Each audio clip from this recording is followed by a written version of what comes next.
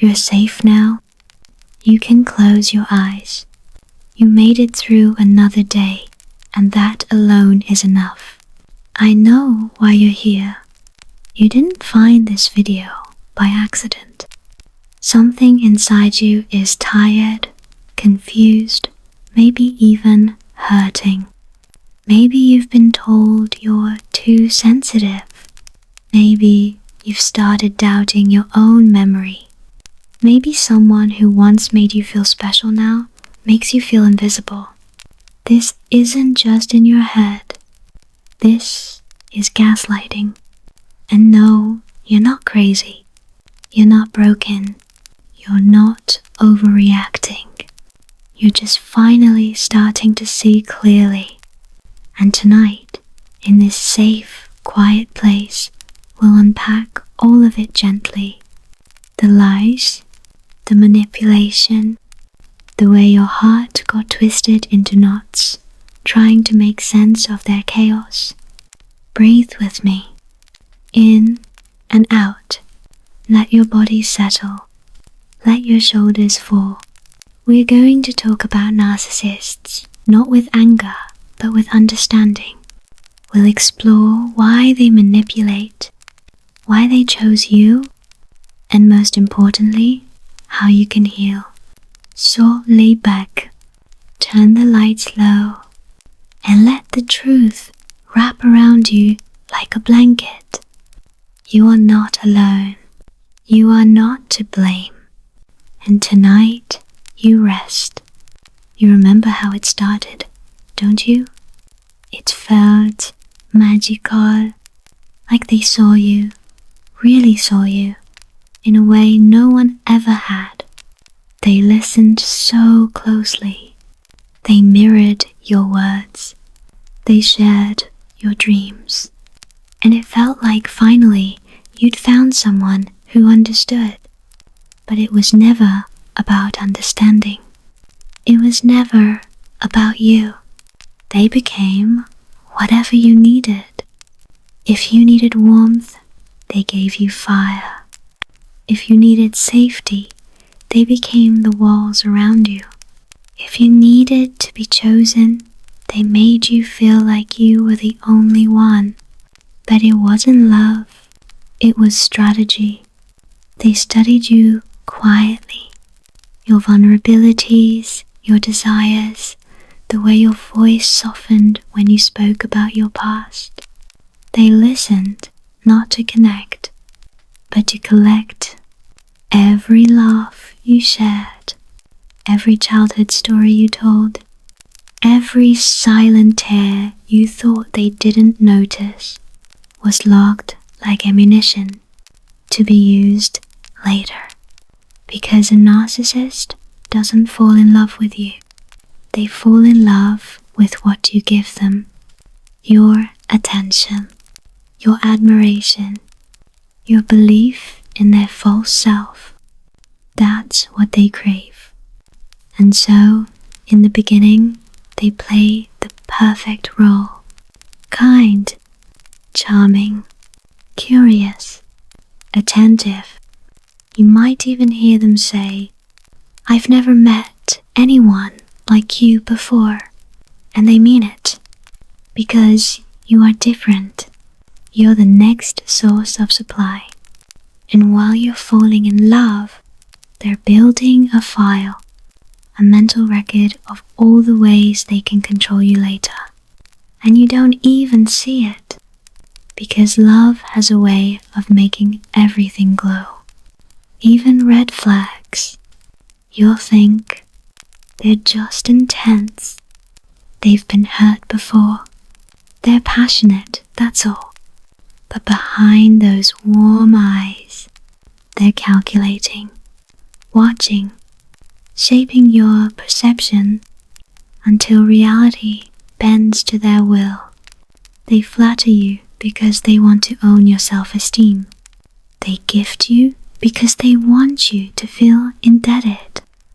They agree with your values because they want to position themselves inside your mind as someone safe.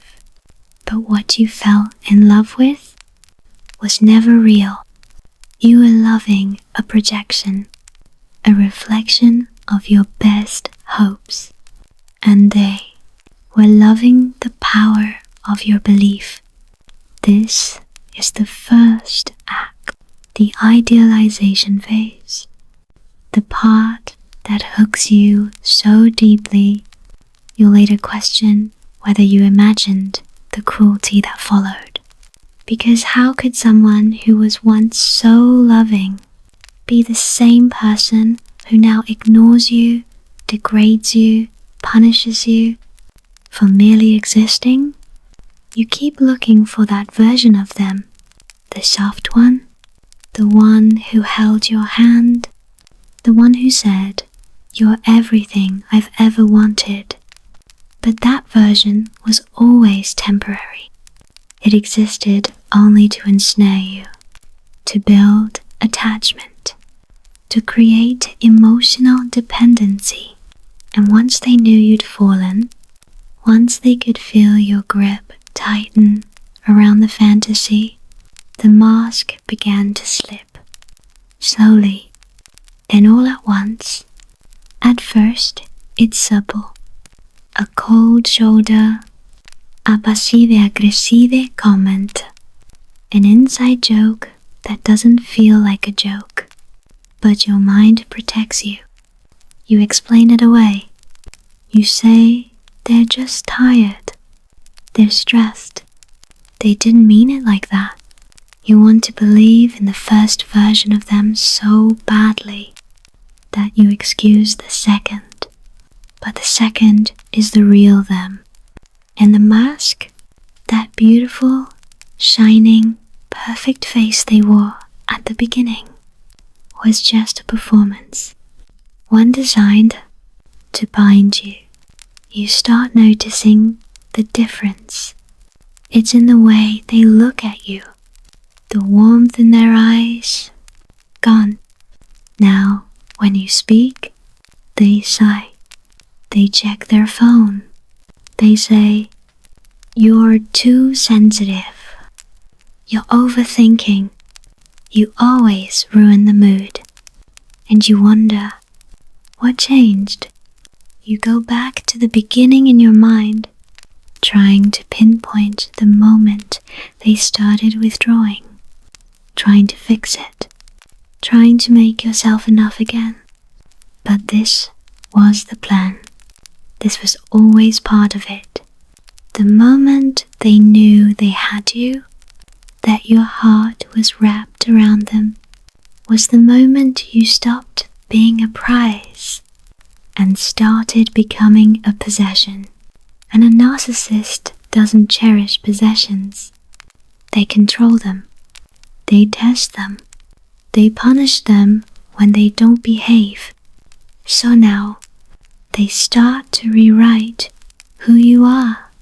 Suddenly, the qualities they once adored become annoying, laughable, something to correct. You used to be deep. Now they say you're dramatic. You used to be strong. Now they call you difficult. You used to be loving. Now they accuse you of being needy. They twist your reality, a little at a time, until you don't even recognize yourself. You begin questioning your instincts. You doubt your memory. You apologize for things you didn't do, just to keep the peace, because somehow you've become addicted to their approval, and when they withhold it, it feels like withdrawal. One moment, they're warm again. You think maybe you're okay. You think maybe it's going back to the way it was, but it never does. They give you just enough light to keep you in the dark. This is the cycle. Push, pull, praise, punish, and all the while you become smaller. You tiptoe around their moods. You silence yourself to avoid conflict. You twist yourself into 1,000 shapes, trying to earn a love that only existed to trap you. And what's most cruel is how they act as if you're the problem, as if your reactions are the issue, as if you changed. But the truth is, you're just reacting to being devalued. It hurts because you remember how they used to smile when they saw you, how they used to reach for your hand in public, how they made you feel like you were chosen. Now, they leave you on red. They compare you to others. They withhold affection. They speak to you with contempt. Sometimes they disappear altogether, just to watch you unravel. And still, you fight for them, because your brain remembers the high they gave you in the beginning. That wasn't love. It was a chemical hook, a manipulation of your nervous system. They conditioned you, like a lab experiment, to crave their validation and fear their disapproval. And now, even as they hurt you, you feel unable to leave, because they've made themselves the center of your world, and without them, you feel empty. But here's what they never told you. That emptiness isn't yours. It's what they fed you. It's what they needed you to feel. So you'd keep coming back for scraps of the love they never truly offered. And yet, something inside you stirs. Not loudly, not in anger, just a whisper, a tiny voice, faint at first. It says, "This doesn't feel right. This isn't love. This is hurting me." You don't act on it. Not yet. But it plants itself like a seed, quiet deep in your chest. A knowing. And on nights when the silence is loud, when their absence cuts deeper than their presence, you start to hear that voice a little clearer. You remember who you were before them. You remember how it felt to breathe freely, to laugh without second guessing, to speak without apology. You start to wonder, what would happen if you pulled away? What would happen if you stopped chasing? And for a moment, you feel something strange. Not fear, not shame, but relief. You realize you've been trying to hold on to a version of them that never truly existed. You were loving a performance, a mask, a strategy. And now that mask has slipped, and you're seeing what's beneath. Cruelty, control, emptiness. And even though it still hurts, even though you still miss the illusion, you're beginning to understand this wasn't love. This was survival. And now, you're ready to wake up, even if it takes time, even if it takes tears, even if it takes crawling through the dark. You are learning to come back to yourself, to the version of you that never needed their approval to be enough. You are not broken. You are not dramatic. You are not too much. You were simply manipulated. And now you are remembering who you are. It didn't happen all at once. It never does. Gaslighting is an art, but not the beautiful kind. It's slow, calculated, designed to leave you doubting the very ground you stand on. It begins in tiny ways, little corrections, gentle contradictions, harmless on the surface. You say, "I remember you said we'd meet at 7, and they smile. "No, you must be confused. I said 8. So you let it go. It's small, and they seemed so sure. You must have gotten it wrong, right? That's how it begins. Not with screaming, not with rage, but with erosion. Little by little, they chip away at your memory, your trust in yourself, your sense of reality, until suddenly you're second-guessing everything, even your feelings, especially your feelings. You say, "That hurt me," and they respond, "You're too. Why do you always play the victim?" And so you begin to turn on yourself. You wonder, am I overreacting? Did it provoke it? Maybe it was my fault. And slowly, your truth becomes a question mark. Your memories blur. Your instincts feel unreliable. You begin to apologize for things you didn't do, cry for things you can't name, and defend someone who's been undoing you from the inside out. And here's the darkest part. They don't always gaslight you out of malice. Sometimes it's to avoid accountability, to preserve the image, to maintain control. They lie not just to you, but to themselves. And that lie becomes your cage. But deep down, you still feel it. The confusion, the ache, that hollow ache in your stomach, when their version of reality doesn't match your soul's memory. That's not weakness. That's your clarity trying to break through. You aren't crazy. You're waking up inside someone else's illusion. In that moment, the moment you begin to trust yourself again, that's the beginning of your freedom.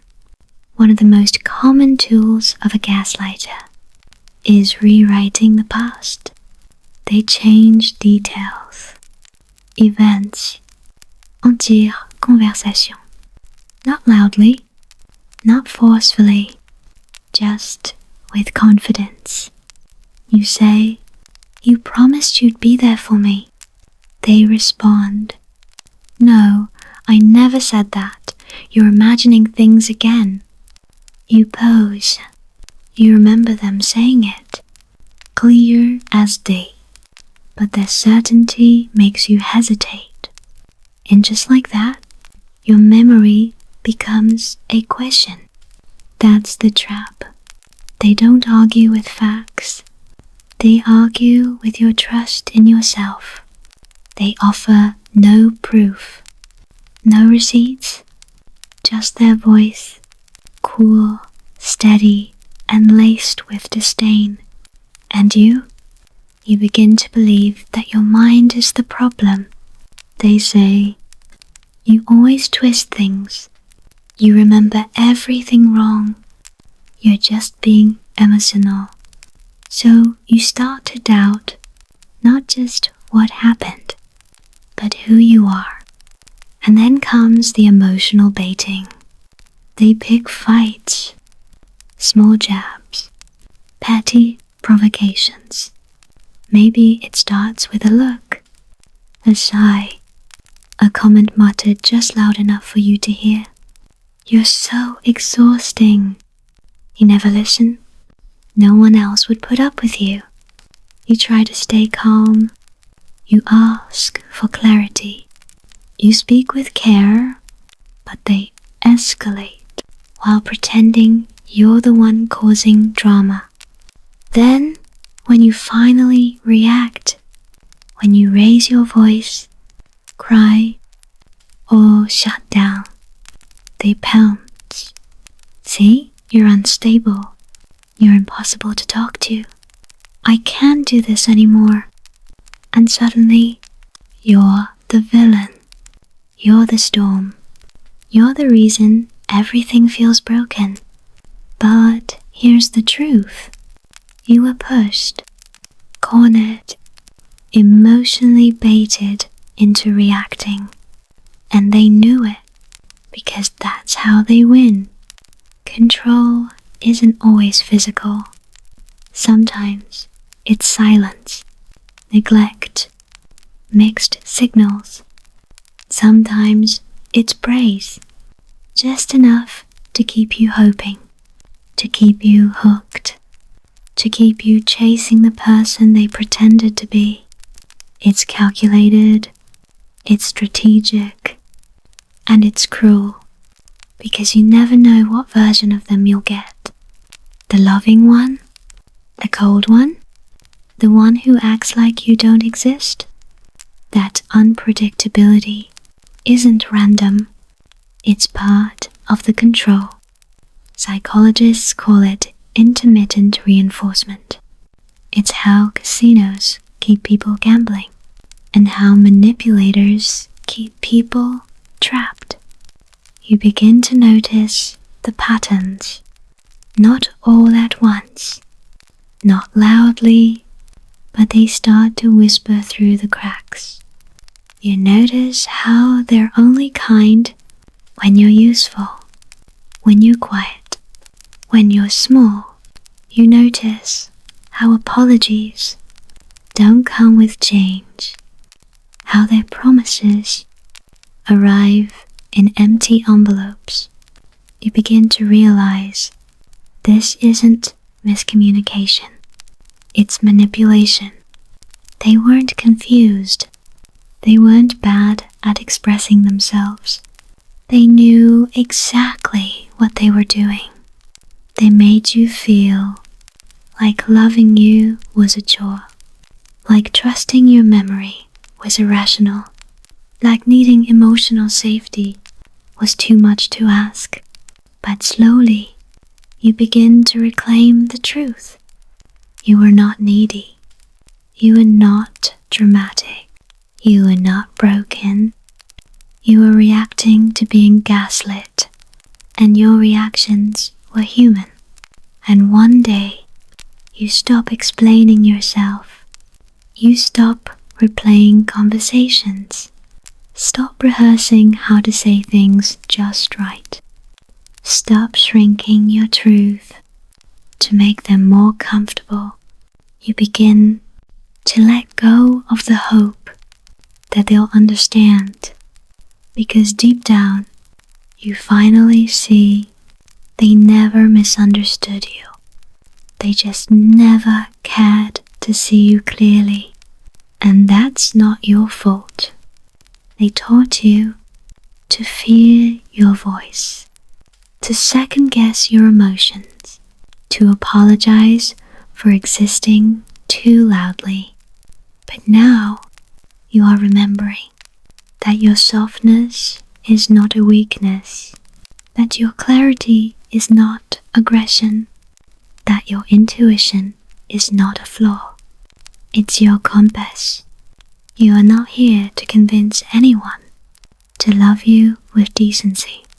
You are here to remember that you deserve love that doesn't confuse you, doesn't deplete you, doesn't disappear when you finally set a boundary.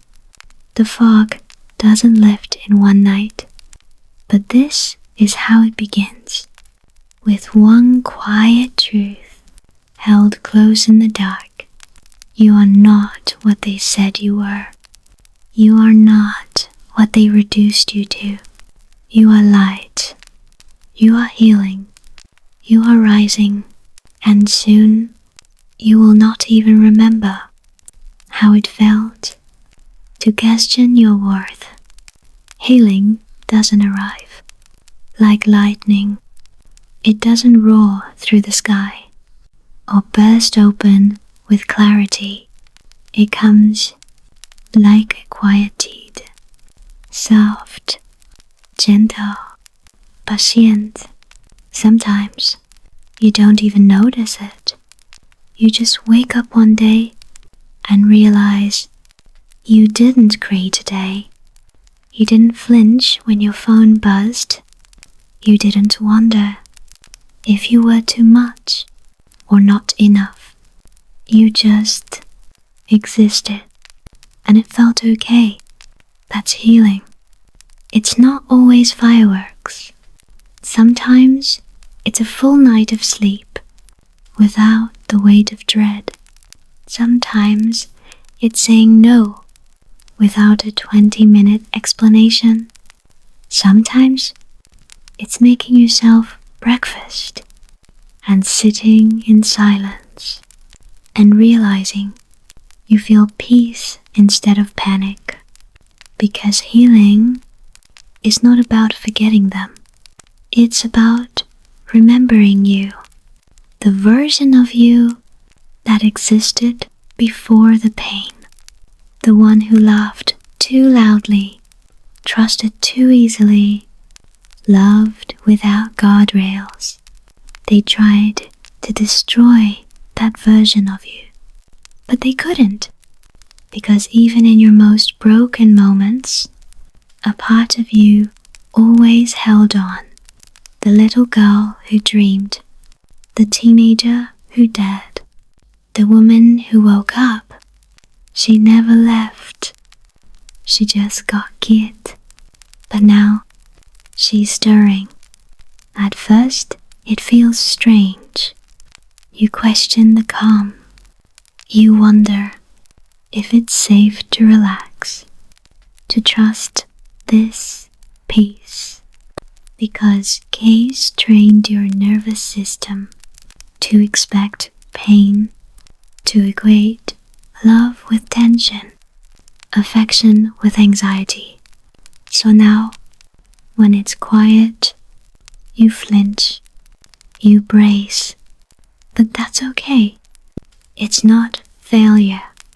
It's just your body unlearning what trauma taught it. And every time you choose rest, choose stillness, choose you, you're rewiring yourself, not into a new person, but back into your true self, the one who is always worthy, always enough, always whole, even in fragments. You start to notice the lies they told you. Not just the ones with words, but the ones they planted with silence, with avoidance, with twisted kindness. Lies like, you're too emotional.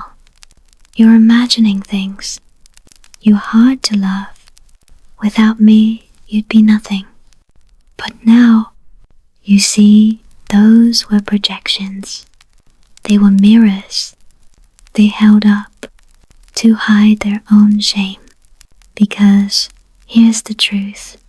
You were never too much. You were never unstable. You were never impossible. You were asking for honesty, for empathy, for consistency, and they couldn't give it. So they made you question your worth instead of admitting their lack. But you see it now, don't you? Even if only in glimpses. You're beginning to trust your memory again, to believe your gut, to honor your experience, without their gaslit commentary hovering over it. And that's freedom. Some nights the grief will still visit, not because you want them back, but because you're mourning the version of you that had to go through it all. You wish you could go back in time and hug that girl, the one who cried on the bathroom floor, the one who tried to fix it, to please them, to be enough. You want to tell her, you didn't fail. They just weren't capable, and that was never your fault, because it wasn't. Your love wasn't wasted. Your kindness wasn't foolish. Your loyalty wasn't weakness. It was beautiful. And now you get to turn that same love inward. You get to mother yourself, to protect your peace, to rebuild your inner home, brick by brick, boundary by boundary. You are becoming your own safe place. And someday, not today, maybe not for a while, you'll look at yourself in the mirror and say, I forgive you for not knowing, for staying too long, for shrinking to survive. And you'll mean it, because you'll see it all with new eyes, not through shame, not through blame, but through compassion. That's what healing gives you. Not perfection, but clarity, softness, space to be. And that space, it's sacred. It belongs to you now. You've learned something powerful now. That healing isn't loud. It's not always brave or bold. Sometimes it's quiet, private, tender. Sometimes it looks like resting when you feel guilty for not doing more. Sometimes it sounds like saying no, even when your voice shakes. Sometimes it feels like loneliness, because peace, at first, can feel unfamiliar when you've lived in chaos. But you're learning that solitude is not punishment. It's protection. It's the pause before rebirth. Because in the silence, away from the noise of their control, you hear yourself again. The soft inner voice, the one that was buried beneath their blame and gaslighting. And she said, you're allowed to take up space. You're allowed to rest. You're allowed to heal slowly. You're not broken, love. You're become. And you wonder if you really are the problem. Pause. In those moments, put your hand over your heart. Breathe and whisper, this feeling is old, but I am new, and I no longer belong to them. That simple act of being present with your pain, without judgment, is a revolution. You're doing what they never did. You are listening, you're staying, you're choosing you, and slowly your nervous system begins to believe you are safe, that it no longer has to brace for cruelty in disguise. That love doesn't need to be earned through self-abandonment. You will love again, not because you need to, but because one day you'll want to, and this time you'll know what love is not. You'll recognize manipulation disguised as passion. You'll spot gaslighting masquerading as concern. You'll walk away at the first sign of emotional withholding, because your standards now are not based on how little you can survive, but on how deeply you can thrive. You'll build a life rooted in peace, in truth, in authenticity, and those who cannot meet you there won't be allowed past the gate. You are the gatekeeper now, not your trauma, not your fear. You. So tonight, as you drift into sleep, know this: the pain did not break you. It revealed you. It stripped away the falsehoods, the masks, the lies you were fed about your worth. What remains is the real you. Soft, strong, wise, free. You are safe now. You are healing. And you are home. You didn't fall for them because you were foolish. You didn't stay because you were weak. You were trained, conditioned by someone who knew exactly what they were doing. Because narcissists don't begin with cruelty. They begin with magic, with intensity, with everything you've ever wanted, wrapped up in one intoxicating performance. It's called love bombing. In the early days, they made you feel like the only person in the world. Constant texte, lavish attention, sudden declarations like, "I've never felt this way before. You're different from the rest. I think I'm falling for you." It felt like a dream, but it was a setup, because narcissists move quickly, not out of passion, but out of strategy. They mirror your values, your fears, your deepest longings. So you trust them, so you invest, so you bond. They don't earn your trust, they engineer it. And once they know you're emotionally hooked, the game changes. After the love bombing phase ends, you begin to notice confusion, tiny shifts, subtle criticisms, backhanded compliments. They say something hurtful, then deny they ever said it. They blame you for overreacting, for being too sensitive, and you begin to question yourself. This is the phase of gaslighting, where reality is twisted, where your memory is challenged, where your instincts are dismissed. Gaslighting isn't just lying, it's psychological warfare. It chips away at your trust in your own mind. You may start to apologize more, even when you've done nothing wrong. You begin to walk on eggshells, because somehow everything becomes your fault. And they remain calm, detached, almost smug, as if your confusion was always the goal. Next comes triangulation. You're no longer enough on your own. They bring others into the dynamic. An ex they still talk to. A friend they compare you to.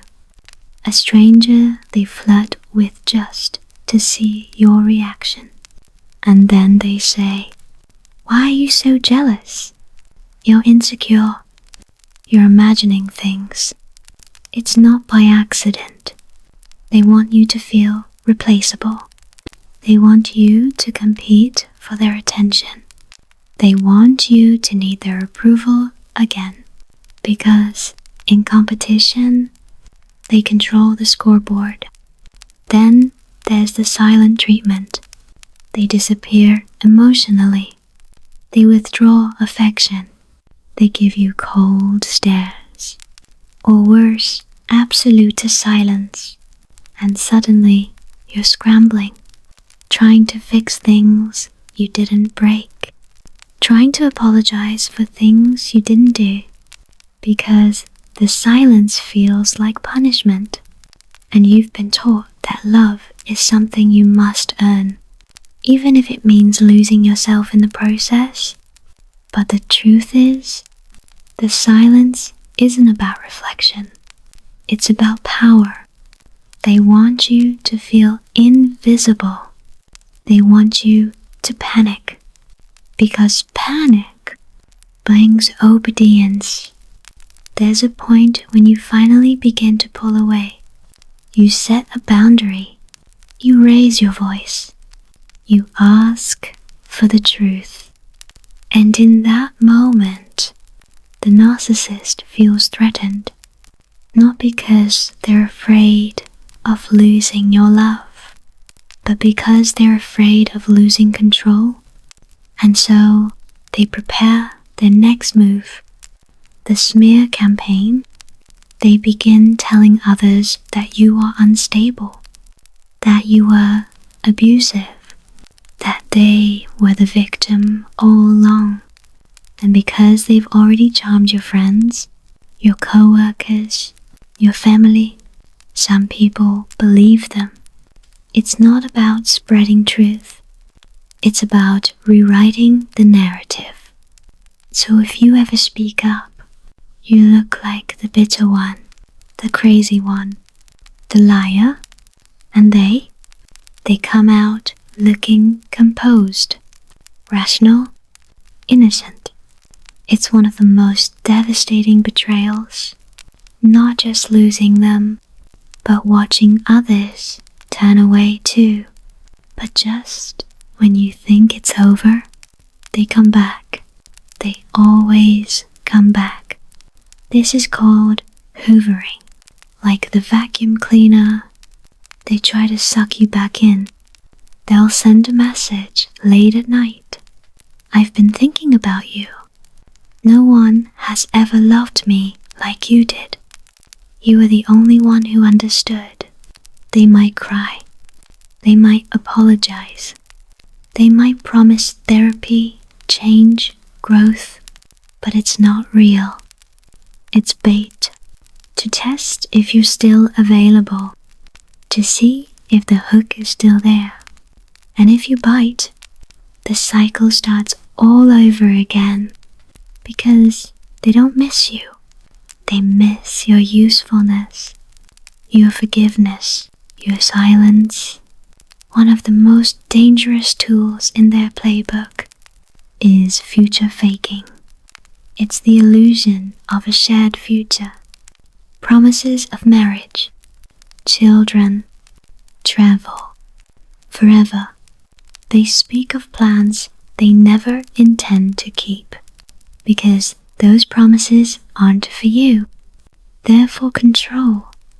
They use hope as a leash.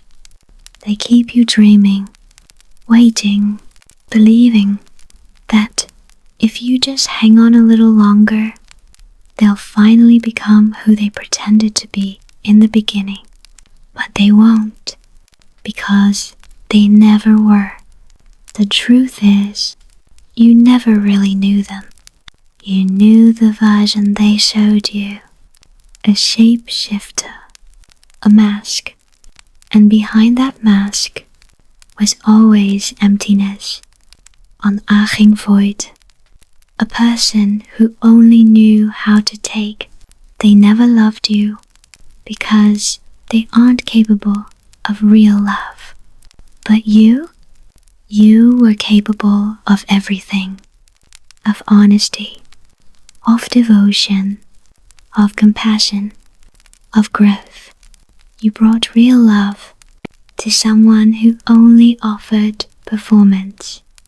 And even though it hurt, even though it broke you, you're still here, still healing, still rising, still learning how to trust yourself again. Take a breath, deeper this time. Let it fill your lungs, and then release slowly. Let your shoulders soften. Let your jaw unclench. You've been carrying too much for far too long. But now we begin the journey back to you. Because healing isn't loud. It's not fast. It doesn't scream. It whispers, just like this. You don't need to fight to heal. You only need to come home to yourself. And it begins here, in the silence, in the stillness, in the soft remembering of who you were before the storm. They took so much, didn't they? your confidence, your sense of direction, your ability to trust your own voice. They made you doubt your memories, your feelings, your worth. But no matter how much they tried to erase you, the real you was never gone. You've just been buried beneath guilt, beneath shame, beneath exhaustion. But even now, your soul is still here, still intact, still waiting, still worthy. You don't need to rush. This isn't a race. There's no right way to heal, only your way. It starts with the smallest things: drinking water, getting out of bed, saying no without explaining, taking up space, feeling your feelings without apology. It sounds simple, but after abuse, those things feel radical, because narcissistic abuse trains you to make yourself small, to apologize for needing anything, to wait for permission just to breathe. But now, you're allowed to exist freely. You are allowed to want, to rest, to change, to take up room in the world. You are not here to be someone's mirror. You are not here to be perfect. You are not here to fix broken people. You are here to be whole. One of the first steps in healing is learning to trust yourself again. It won't happen overnight. At first, your instincts may still feel foggy. Your gut might still whisper doubt. But every time you choose you rebuild your compass. Every time you say, "I don't deserve that," you reinforce your boundary. Every time you walk away from manipulation, you rewrite your story.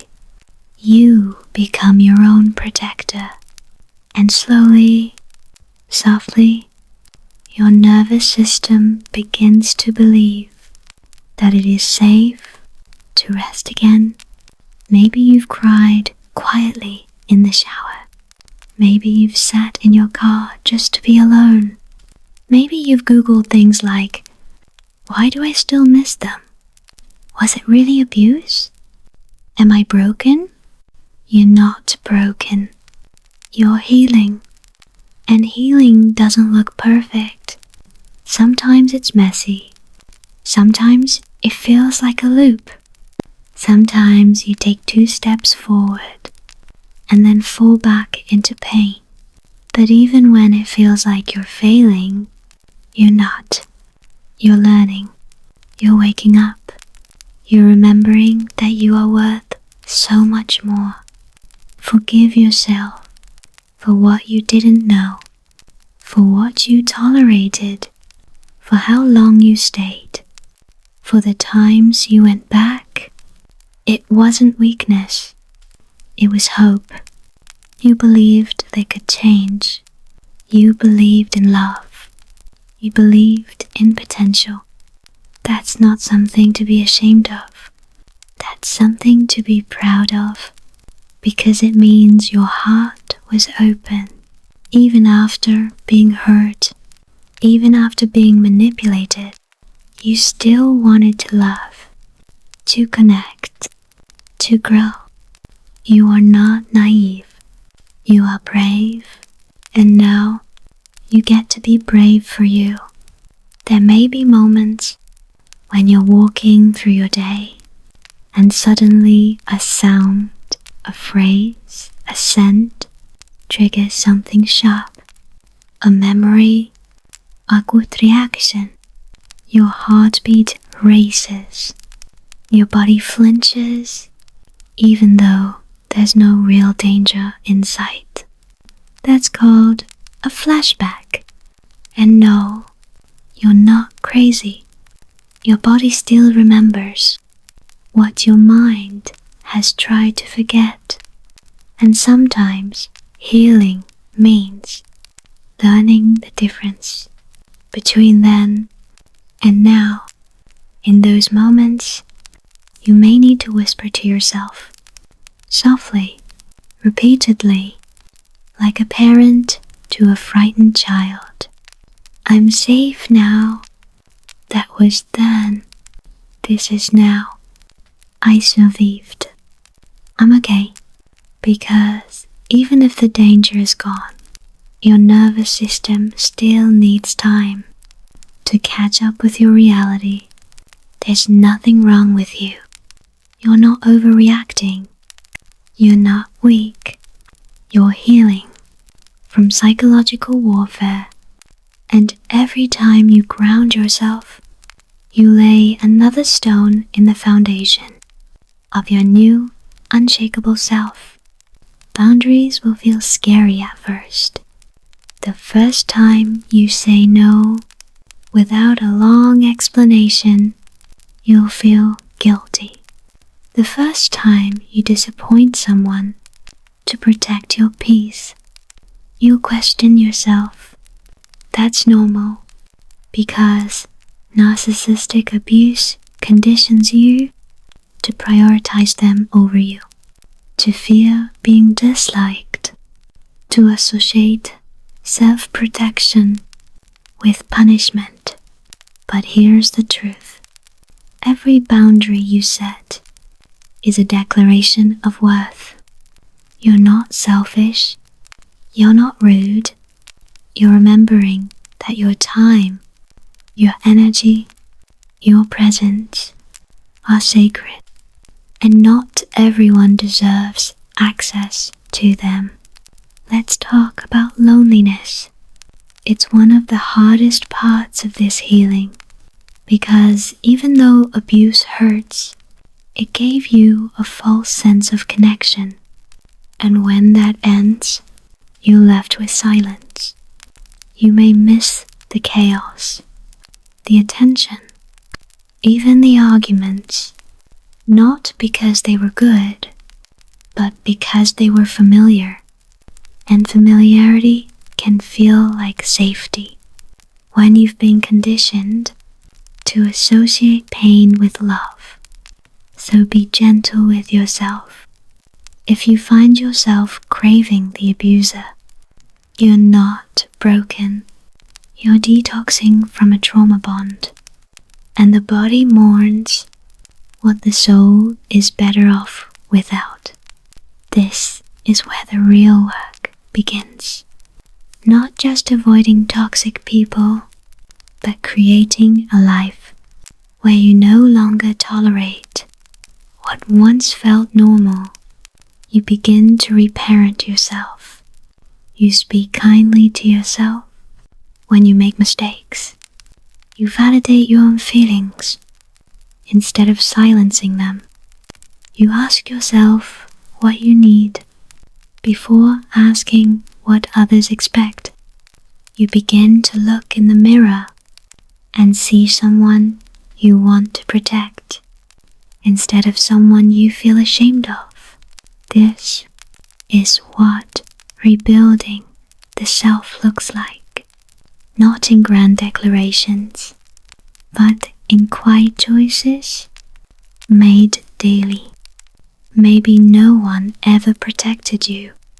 Maybe you were raised in a home where emotions were dismissed, where survival came before joy, where you learned early on that love was conditional.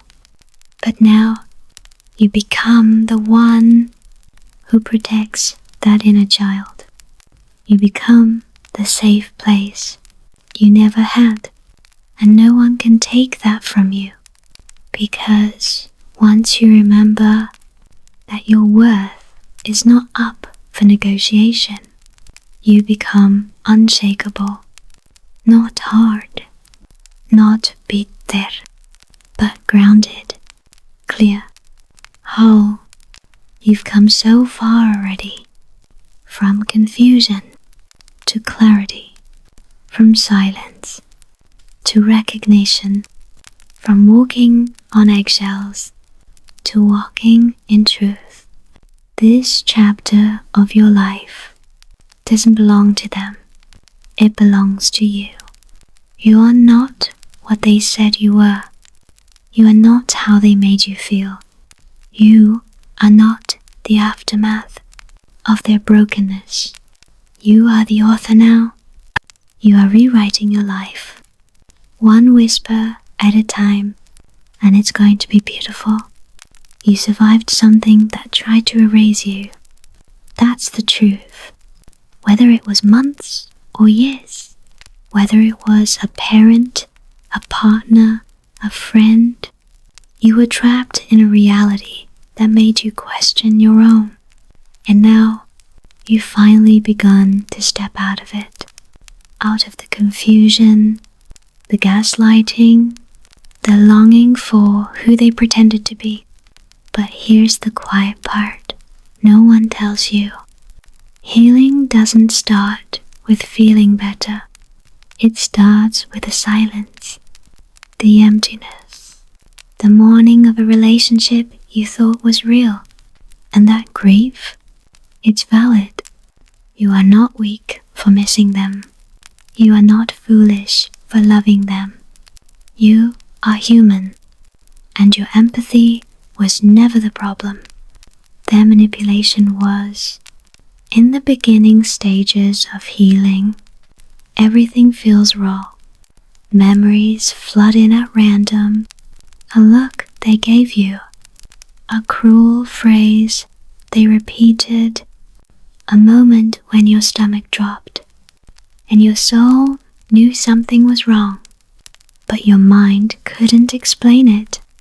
You might start questioning yourself all over again. Maybe it wasn't that bad. Maybe I was too sensitive. Maybe I should have stayed. That's trauma speaking, because narcissistic abuse rewires your brain. It hijacks your nervous system. It convinces you that pain equals love. But love is not supposed to make you feel crazy. It's not supposed to keep you on edge, constantly proving your worth, walking on eggshells, or apologizing for existing. So where do you begin? Start by reclaiming your reality. That's step one. Because narcissists train you to distrust your instincts. They tell you that your feelings are wrong, that your version of events is distorted, that your reactions are the problem. To heal, you have to relearn how to trust your gut. And that takes time, but it starts with validation. So say it aloud or whisper it quietly in the dark. What I experienced was real. It hurt me, and it wasn't my fault. You don't need a public trial. You don't need everyone to believe you. What matters most is that you believe you. Next, begin the work of separating your identity from the abuse. Because narcissists don't just harm you, they shape you. You start dimming your light, shrinking your opinions, fearing confrontation, chasing their approval. You lose pieces of yourself just to keep them calm. And when you leave, you may not recognize who you are anymore, but you are not lost. You are still there, underneath the coping, underneath the survival mode. Your true self is waiting, quietly, patiently, to be remembered. Try small things. Revisit music you used to love before them. Journal your thoughts without filtering them. Wear something bold or soft or strange just because it feels like you. Let yourself be curious again. Healing isn't about going back to who you were. It's about becoming who you were always meant to be. before they try to rewrite you. There will be days when you feel strong, days when your mind is clear, when you speak your truth, when you feel like yourself again. And then there will be days when the fog returns, when you miss them, when you feel weak, when you wonder if it was all in your head. That's normal. Healing is not linear. You are not failing. You are processing. Every trigger, every memory, every emotional wave is your body and mind detoxing from trauma. You are deprogramming years of conditioning, and that takes enormous strength. So, if you woke up today, if you breathed through the pain, if you honored your boundaries, you are already healing. You don't have to be perfect. You just have to keep going. And as you heal, something incredible begins to happen. You start to hear yourself again. Not the critical voice they planted in your head, not the fear that kept you small, but your voice, the one that says, I deserve better. I am enough. I don't have to earn love by suffering. That voice is your compass. It's your guide. It's the sound of your soul returning home, and the more you listen to it, the louder it becomes. You begin to trust your boundaries. You start to recognize red flags earlier. You stop explaining your worth to those committed to misunderstanding you. And in time, the longing for them fades, because you realize you never needed their love. You needed your own. Once you begin to separate your identity from the pain, a question arises. Who am I without the trauma? It can feel unsettling, like standing in a room stripped bare. No more gaslighting, no more twisted blame games, no more walking on eggshells to avoid an explosion. Just silence. And at first, that silence might feel like loneliness. You might mistake peace for emptiness, because chaos had become your normal.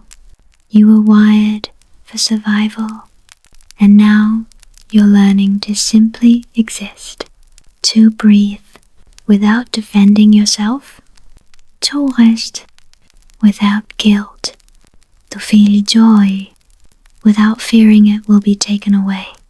That is real healing.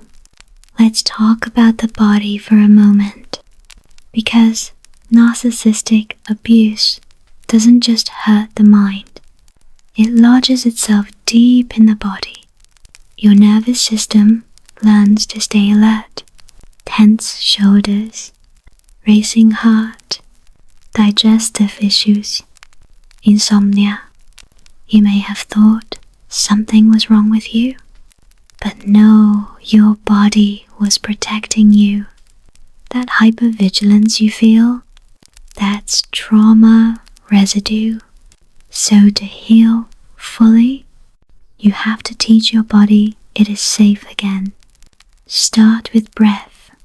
Yes, something that simple. Inhale slowly through your nose.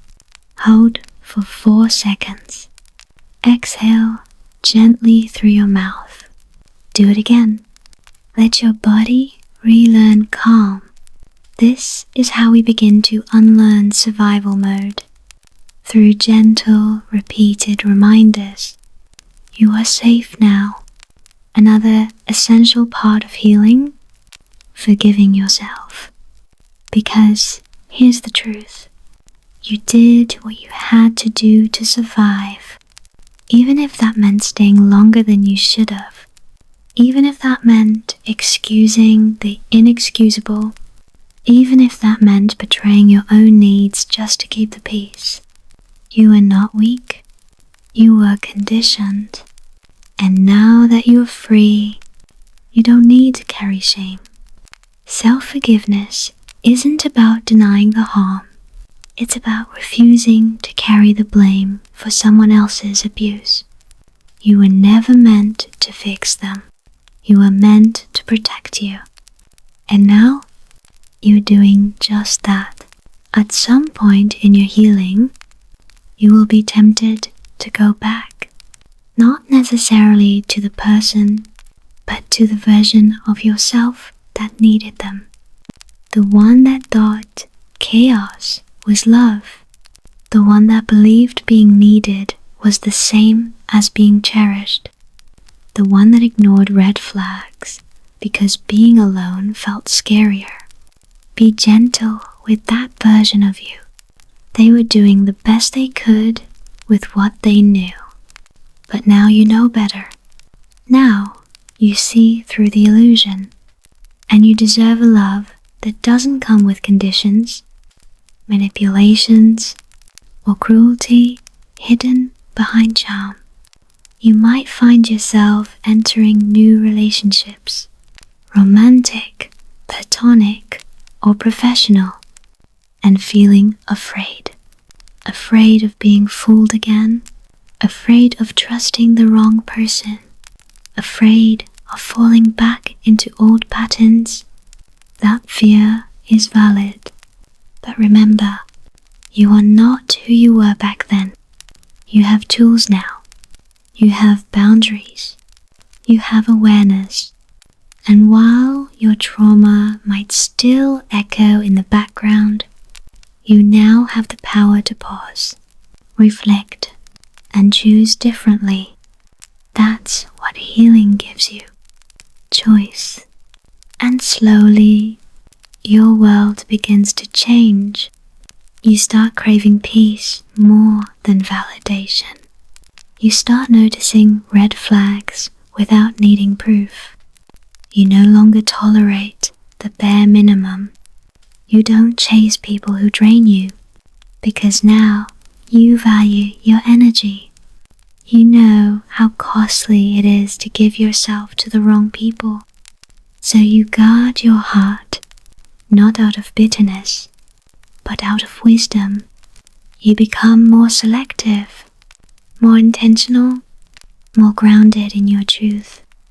And that is the beautiful unfolding of your healing. There will come a moment, maybe quiet and unnoticed, where you will catch yourself smiling, not for someone else, not for appearances, but because you feel light again. That heaviness, that constant dread, it begins to lift. You'll laugh and realize it wasn't forced. You'll rest and feel safe, not anxious. You'll look in the mirror and see someone you're proud of. That's when you know you didn't just survive narcissistic abuse, you transformed through it. And what you're building now isn't just recovery, it's rebirth. So tonight, if your mind wanders back to the past, if you feel those old wounds ache, just whisper this to yourself. I am no longer in that place. I am no longer that version of me. I am healing one breath at a time. And no matter how long it takes, I will not give up on myself, because I am worth the love I kept giving to the wrong people. And now that love belongs to me. That completes the second one, 0-word section, now totaling 2 0 words, of Chapter 5 in your Dark Psychology Sleep Script. Type continue when you're ready for the next section. Let's talk about the quiet battles no one sees. Healing isn't always about the big moments. Sometimes it's about choosing not to respond, not replying to a message that reeks of bait, not explaining your boundaries for the 100th time, not defending your decision to walk away from toxicity. It's about learning that silence can be strength, that not every fight deserves your energy, that reclaiming your peace sometimes means walking away without a final word. You begin to realize your power doesn't lie in proving your pain. It lies in choosing yourself despite it. One of the deepest wounds narcissistic abuse leaves behind is the loss of trust, not just in others, but in yourself. You may find yourself second-guessing your choices, overanalyzing simple interactions, wondering, am I overreacting? Or is this really a red flag? That's the residue of gaslighting. When someone rewrites your reality long enough, you begin to doubt your own intuition. But here's the good news. That inner voice isn't gone. It's just here. And with gentle practice, you can learn to trust it again. Try this. The next time something feels off, pause. Ask yourself, does this behavior align with how I want to be treated? Would I want someone I love to tolerate this? You don't need a long list of evidence. You don't need to justify your feelings to others. If it feels disrespectful, it probably is. You've been trained to excuse mistreatment. Now, it's time to retrain yourself to honor your discomfort as a warning sign. Not everything uncomfortable is unsafe, but your body knows the difference. Let's talk about boundaries. For many survivors of narcissistic abuse, boundaries can feel terrifying. Why? Because for so long, boundaries weren't allowed. You were punished for having needs, shamed for saying no, made to feel selfish for protecting your energy. But boundaries aren't walls. They're doors with locks. You get to choose who enters, how long they stay, and what behavior you will and won't accept. Setting boundaries might feel awkward at first, but it's like building muscle. The more you do it, the stronger you become. Start small. No is a complete sentence. You don't owe anyone access to you just because they want it. You are not here to please everyone. You're here to protect your peace. There's a little version of you inside, the one who first learned to shrink herself for love, the one who felt unsafe expressing feelings, the one who was taught that love had to be earned. She still lives within you, and she's waiting for you to choose her, to say, I see you, I'm sorry no one protected you, but I will now. Inner child healing isn't about pretending the past was different. It's about giving yourself now what you were denied then. Unconditional compassion, gentle care, emotional safety. You're allowed to grieve what you didn't get.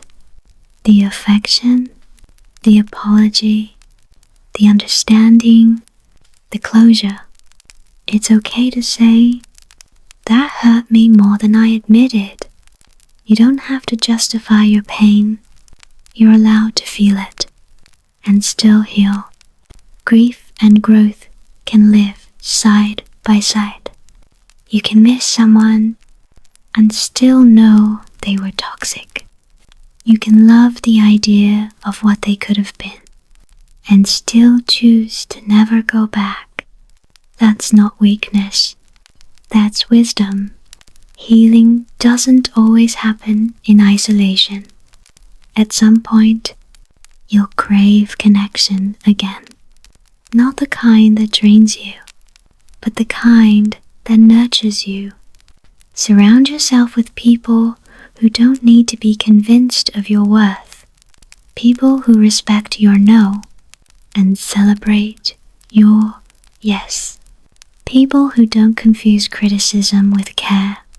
This is where real intimacy begins. In safety. You've known what it's like to be hyper-aware in a room, scanning for danger, bracing for mood swings. Now it's time to experience safe presence, spaces where your nervous system can rest. That's the new standard. Not intensity, but consistency. Not control, but cooperation. Not fear, but freedom. There's a quiet kind of power in saying, I don't chase chaos anymore. You start to notice how much energy peace actually gives you. You no longer mistake boredom for stability. You stop needing to fix broken people to feel valuable. You realize your worth isn't in what you tolerate. It's in how you protect yourself. And that is the moment you truly reclaim your life. Not when they apologize. Not when they admit they were wrong. But when you stop needing either to move forward. You are not defined by what was done to you. You are not the manipulation you endured. You are not the version of yourself that trauma created. You are the person who chose to heal anyway. You chose courage. You chose truth. You chose yourself over and over again. And every day, you are becoming more of who you are always meant to be. You are healing. You are rising. You are free. Surviving narcissistic abuse is a journey, but healing from it is a rebirth. Not everyone will understand your path, and that's okay. Your healing isn't about proving a point. It's about finding peace. And peace doesn't need permission. You may notice that as you heal, you become more sensitive to chaos. Loud spaces, manipulative energy, passive-aggressive comments, they no longer feel tolerable. That's because your nervous system is learning what calm feels like, what normal is supposed to feel like. And once you taste that kind of safety, you'll never settle for dysfunction again. You begin to make different choices. You speak slower, pause more, think before replying, walk away from arguments you'd once die to win. You don't chase. You don't beg. You don't explain yourself endlessly to those committed to misunderstanding you. This isn't coldness. It's clarity. You now know that anyone who sees your boundaries as a threat was only safe when you had none. This stage of healing is where you reclaim your identity. Who are you without the trauma? Not the version of you who people please to avoid conflict. Not the version who made herself smaller to be loved. Not the version who over-explained every feeling just to be heard. But the real you, the one who loves freely without losing herself, the one who speaks with certainty, the one who walks away without drama, because peace matters more than being right. Rediscovering yourself isn't always loud.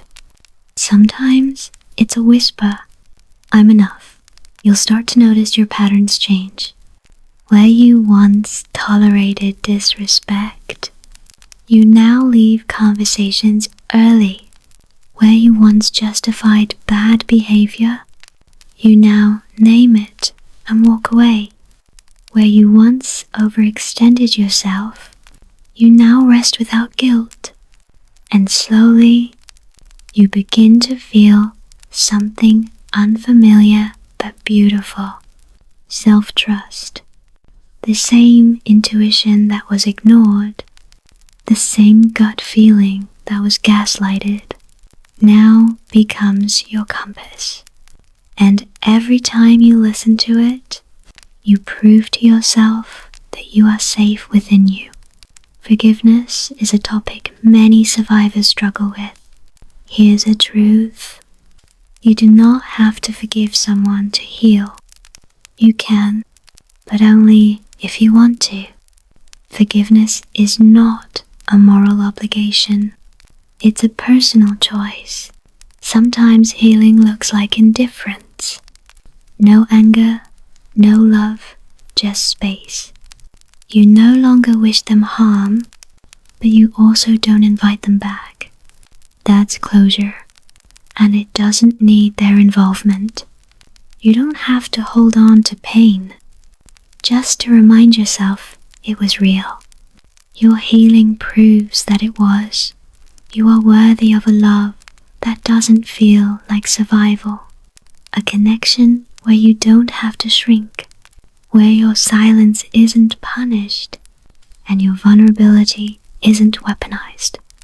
Love is not meant to feel like walking on glass. Real love feels like warmth in the bones, like exhale, like safety.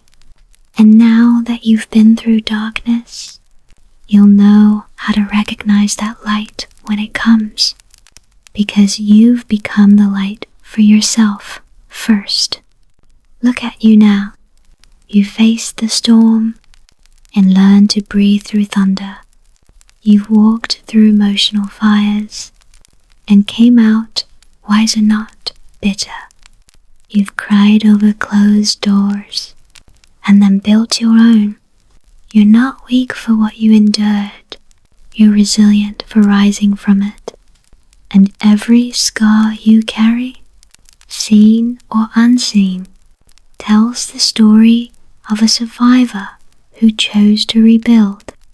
Not perfectly, not quickly, but honestly. And that is enough. As your healing continues, you'll find yourself returning to old memories with a new lens. You'll notice how much you've grown, how your tolerance has shifted, how peace, not pain, feels like home now. You'll realize you're no longer triggered by the same tactics, that what once broke you now only reminds you how far you've come. Healing doesn't mean forgetting. It means remembering without reliving. It means you can recall what happened without it controlling your present. You are the narrator of your story now, not the character being written by someone else's cruelty. So here, in this quiet moment, let me remind you of something essential. You are not broken. You were never too sensitive. You were never too much. You were reacting to being unloved in places that promised care. And now, you are learning to love yourself the way you always deserved. Softly, gently, loudly, when needed, unapologetically. This is your time to rise, to rebuild, to rest, and to reclaim every piece of yourself that you once gave away just to feel seen. You are home now, within yourself, and that is the most sacred healing of all. You don't need permission to protect your peace. Read that again. Let it sink in. Let it become your truth. Because for so long, you were taught to make yourself uncomfortable, just to keep others comfortable. You let people talk over you, undervalue you, and even walk all over your boundaries, because you thought It was kindness. But kindness isn't abandoning yourself. It's not being silent when your soul is screaming. It's not tolerating disrespect just to avoid confrontation. There comes a time in your healing when you stop asking, "Am I overreacting?" and start asking, "Why does this person think this behavior is okay?" That time is now. Setting boundaries isn't about controlling others. It's about protecting yourself. It's not about punishing people. It's about honoring your limits. Imagine a fence around your energy. Not a wall, not a prison, but a protective line that says, "You can come close, but not at the expense of my mental health." Healthy boundaries are not cold. They are clarity. They are a signal that your self-respect has grown stronger than your fear of rejection. In the past, you might have let things slide. You told yourself, "It's not a big deal. They didn't mean it that way. If I speak up, they'll get upset." But slowly, each time you silenced yourself, you chipped away at your confidence. Each time you let something hurtful slide, you taught your nervous system that discomfort was normal. You were not weak for doing that. You were surviving. But you're not in survival mode anymore. You're in healing. And healing requires a new strategy. One where you say, "I don't like how that made me feel. That's not okay with me. I need space. I'm not explaining myself again. No, let's talk about that word. No, such a small word, but it holds the weight of every boundary you'll ever set. No is not rude. No is not unkind. No is not selfish. It is a full sentence, and it does not require an explanation. You do not need to justify your needs to anyone who respects you. If someone demands a reason just to honor your boundary, they're not respecting you. They're managing their access to you. You might lose people when you start setting boundaries. That's okay, because the people who benefit from your lack of boundaries will always see them as an attack. But the people who love you, the people who truly see you, will adjust. They will ask, "Are you okay?" They will say, "Thanks for telling me." They will respond with respect. Anyone who guilts you, gaslights you, or tries to push past your no was never safe to begin with. You don't owe everyone access to you. Your time, your energy, your kindness, they are not limitless. You are not a bottomless cup for others to drink from, while they never pour back into you. Boundaries aren't just verbal, they're energetic.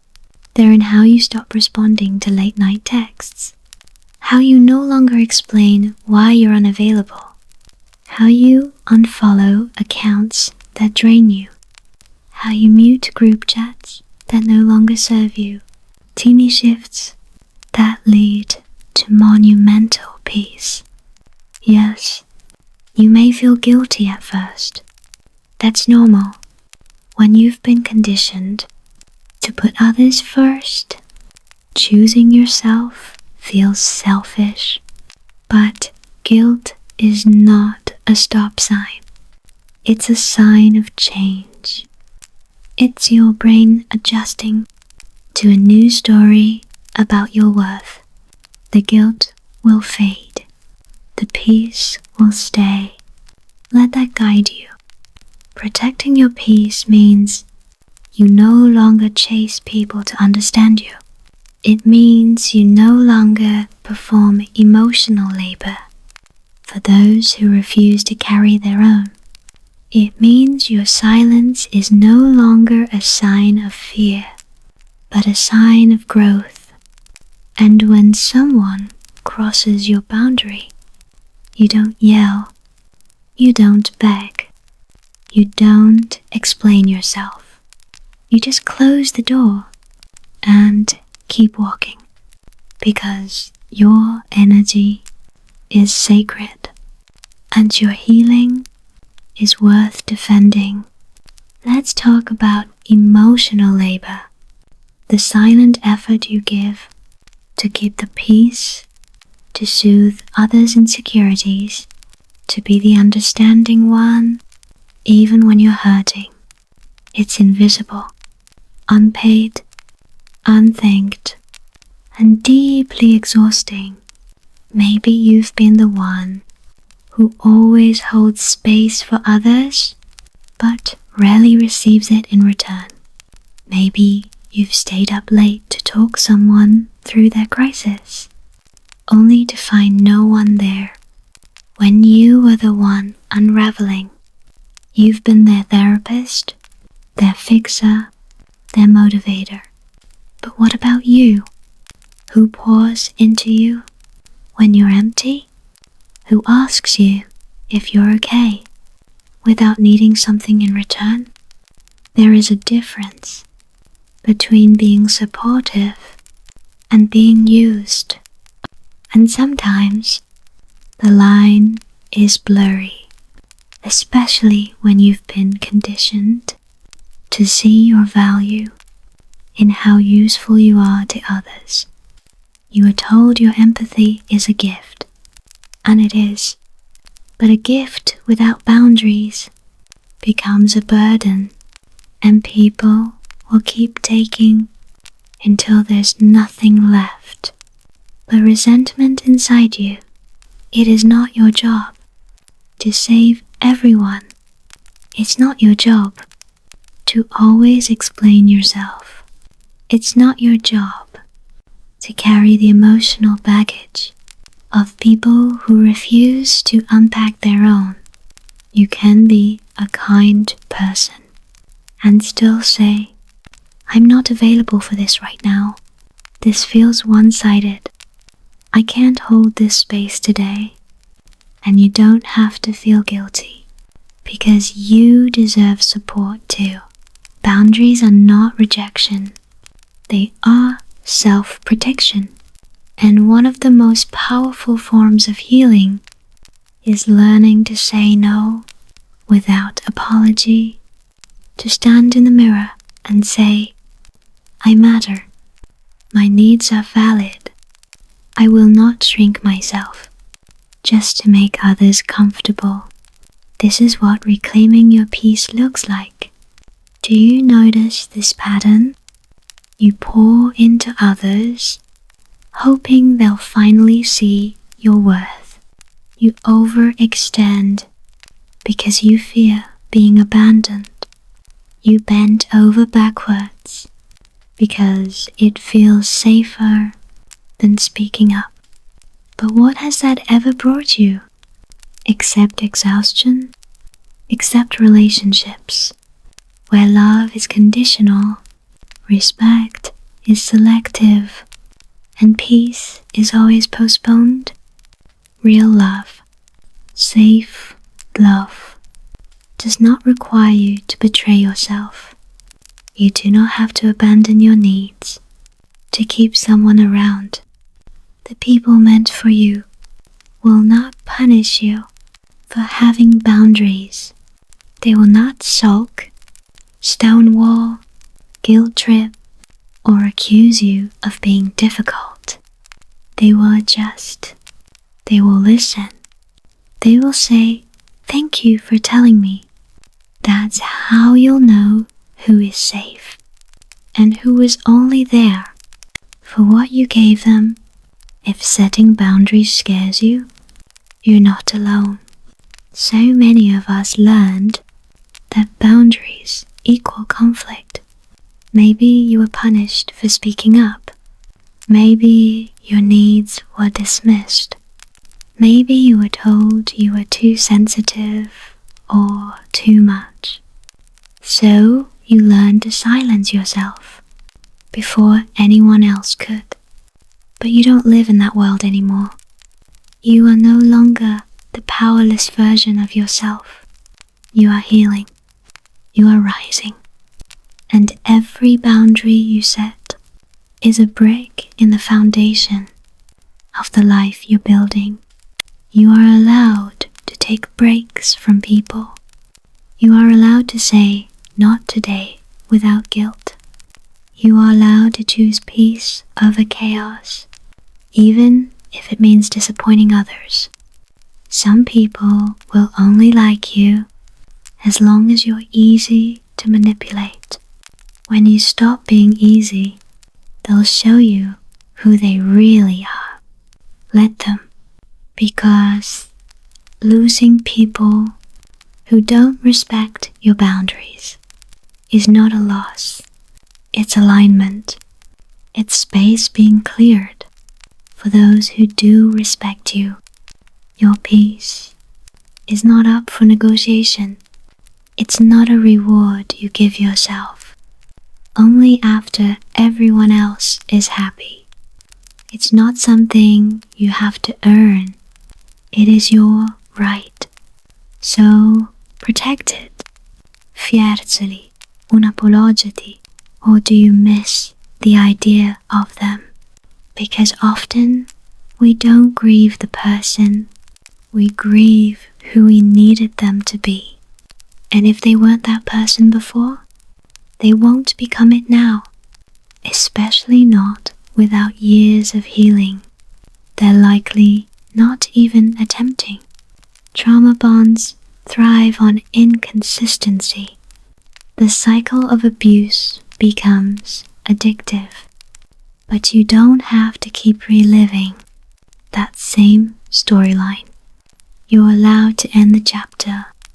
You're allowed to say, "This may have been love, but it wasn't healthy love, and I deserve more." You don't need their closure. You don't need their apology. You don't need their validation to walk away. Your freedom is not up for debate. It's going to hurt. Letting go always does.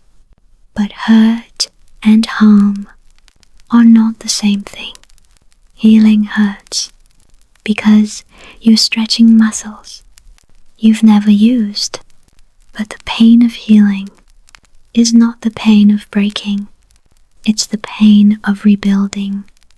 And you're rebuilding a nervous system that finally knows safety, a heart that finally knows peace, a mind that finally trusts itself again.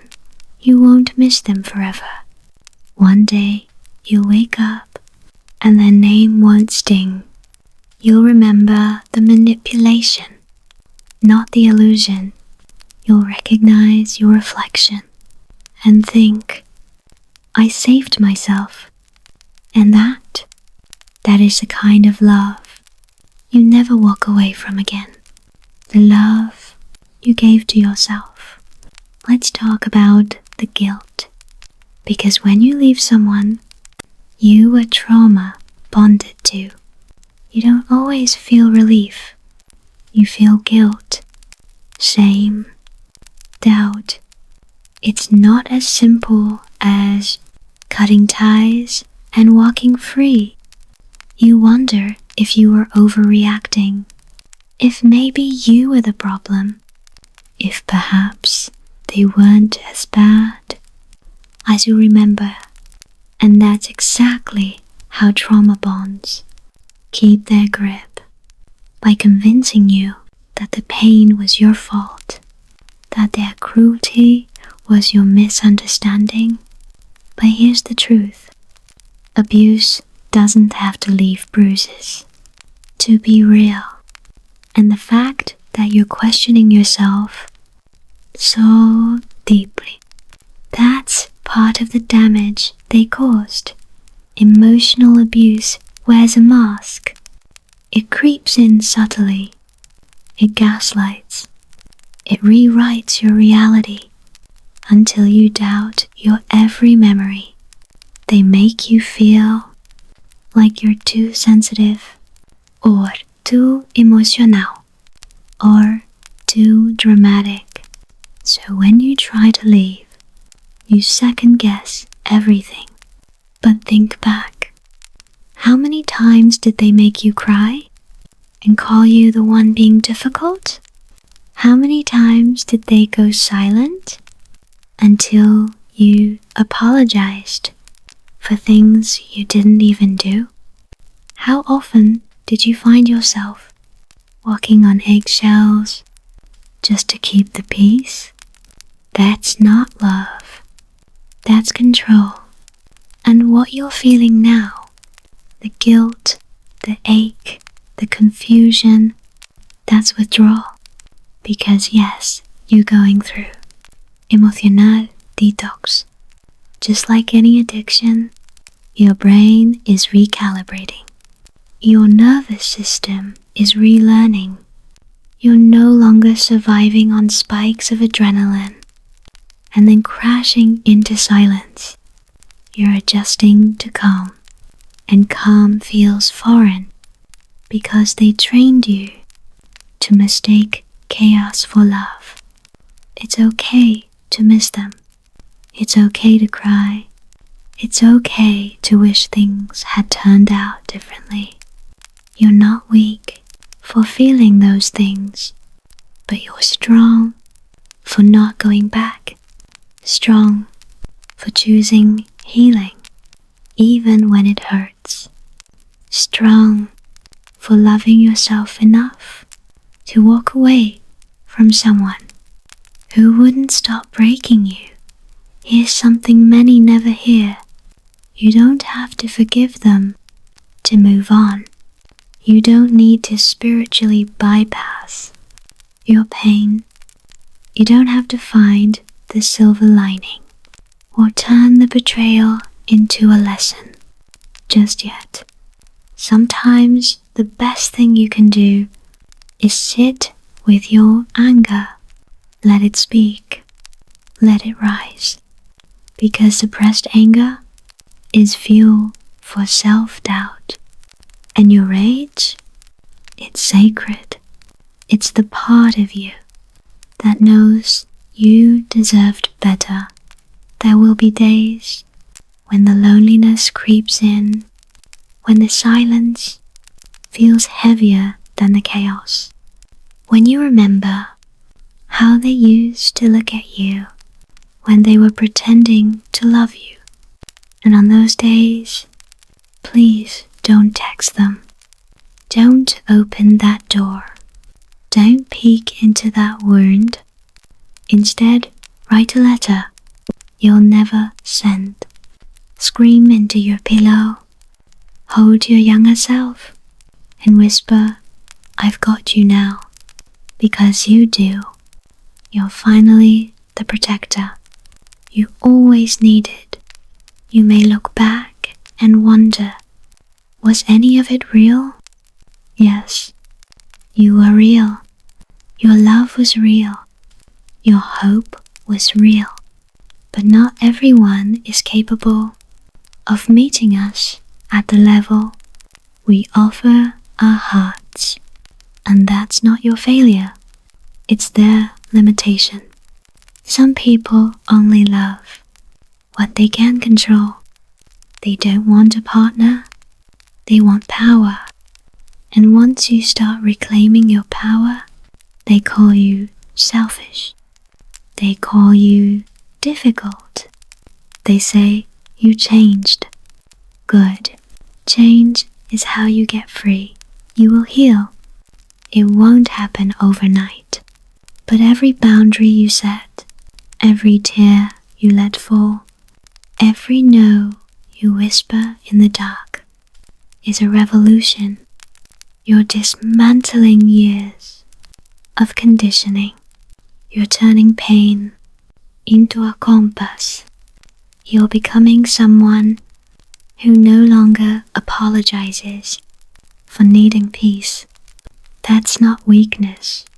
That's the purest kind of strength. One day, you'll walk into a room and not feel haunted. You'll hear a song and not flinch. You'll see your own reflection and feel proud because you'll realize you weren't too much. You just gave too much to someone who gave too little.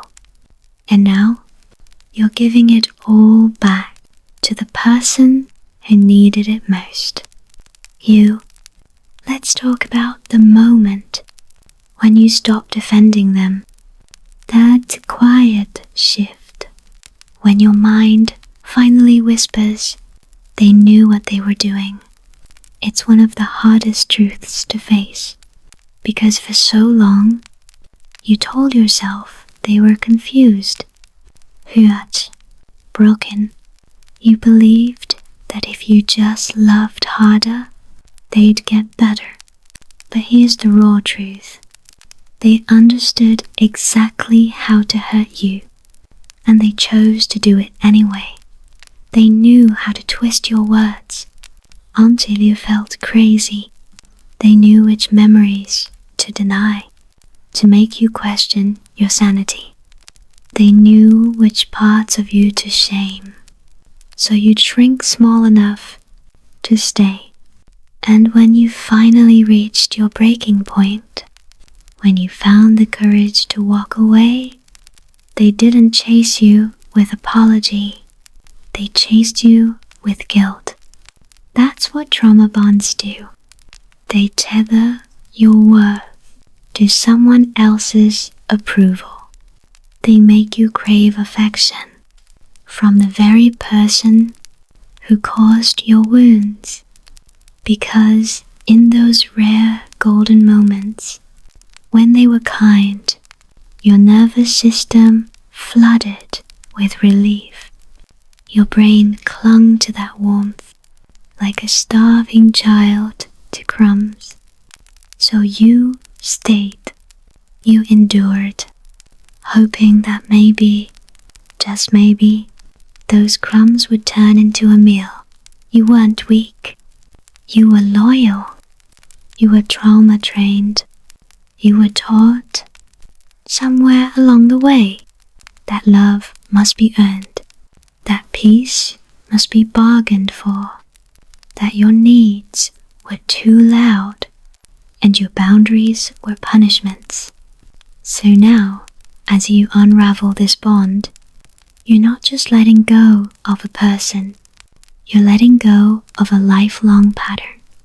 A pattern that says, if I suffer enough, they'll finally love me right. But love, real love, doesn't require suffering. It doesn't hide behind silent treatments. It doesn't measure your worth by how much pain you'll endure. Love shows up. It sees. It listens. It repairs. Love says, I hurt you, let me make it right. Not, you're too sensitive, get over it. And now, you're learning to give that love to yourself. You're becoming the one who listens to your own pain instead of dismissing it. You're offering yourself the kind of safety you used to beg for. Every time you choose not to reach out, every time you sit with the discomfort, every time you cry without apologizing for it, you're healing. You're breaking the cycle that tried to convince you that love and pain are the same thing. One day soon, someone will ask you, what happened? And instead of crying, instead of freezing, you'll tell your story. With steady breath, you'll say, I thought it was love, but it was control. And I walked away so I could finally come home to myself. And in that moment, you'll realize you're not broken. You were just taught to call your wounds affection. The grip is loosening, even if it doesn't feel like it yet. You're not who you were when they met you. You've cracked open, not in weakness, but in rebirth, and each crack is how the light gets in. You didn't imagine it. The mind games, the confusion, the moments where you felt like you were slowly disappearing. You weren't being dramatic. You were being dismantled. Gaslighting doesn't always look like shouting. Sometimes it sounds like that never happened. You're overthinking it. Why do you always make things difficult? And you, with your soft heart and your need to fix things, you believed it. You started doubting your memory. You apologized for your tone. You tried harder to be easy to love. But no matter how much you twisted yourself, it was never enough. That's what emotional manipulation does. It makes you feel like you are the problem, while they quietly rewrite the script. They smiled while lying, held your hand while betraying you, made you feel guilty for finally standing up for yourself. And that is psychological abuse. Call it what it is. You need to say it, not to punish them, but to set yourself free, because healing isn't just about cutting someone off. It's about detoxing from their version of reality. You have to unlearn all the lies they placed inside you, that your anger was ugly, that your sadness was manipulative, that your needs made you clingy, that your boundaries were cruel. No, your emotions were messengers. Your needs were human. Your boundaries were sacred. You were never too much. They were just too unwilling to rise to your level of truth. You're not here to be small. You're not here to beg for the bare minimum from someone who calls it love. You're not here to be someone's mirror, reflecting back only they want to see. You're here to be whole, even if that wholeness is messy, even if it takes time, even if you're still trying to forgive yourself for not leaving sooner. And let's be honest, you did leave. Maybe not with a slam of a door, but with quiet decisions that built up over time. You left when you stopped explaining yourself. You left when you chose silence over their chaos. You left when you began picturing a life without them in it. And when you finally walked away, it wasn't weakness. It was the greatest act of self-respect. You see, trauma bonds don't break with rage. They break with clarity. And now that the fog is lifting, you're starting to remember who you were before all this. That girl who loved freely. That boy who spoke without fear. That soul that knew peace. They're not gone. They were just buried beneath survival.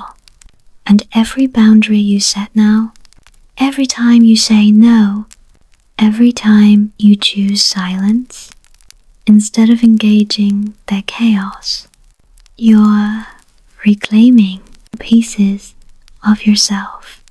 It's not about revenge. It's about recovery.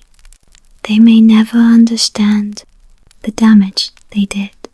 They may move on, pretend nothing happened, even paint you as the villain. Let them. Your story doesn't need their validation. Your healing doesn't require their apology. You're not healing to prove anything. You're healing because you deserve to breathe without the weight of someone else's shame on your chest. Take a moment, breathe in, feel your shoulders loosen. Notice the quiet. This quiet, this is yours now. Not the silence they used to punish you, but the silence of safety. No eggshells, no guessing, no waiting for the next outburst. Just you, soft, whole, safe. You finally started to breathe again. You were healing, slowly, quietly, privately, then out of nowhere, a message, a missed call. Envoyer, hey stranger. Your heart drops. You recognize the number, the name, the silence before the storm. And suddenly, the progress you've made feels fragile because they always come back.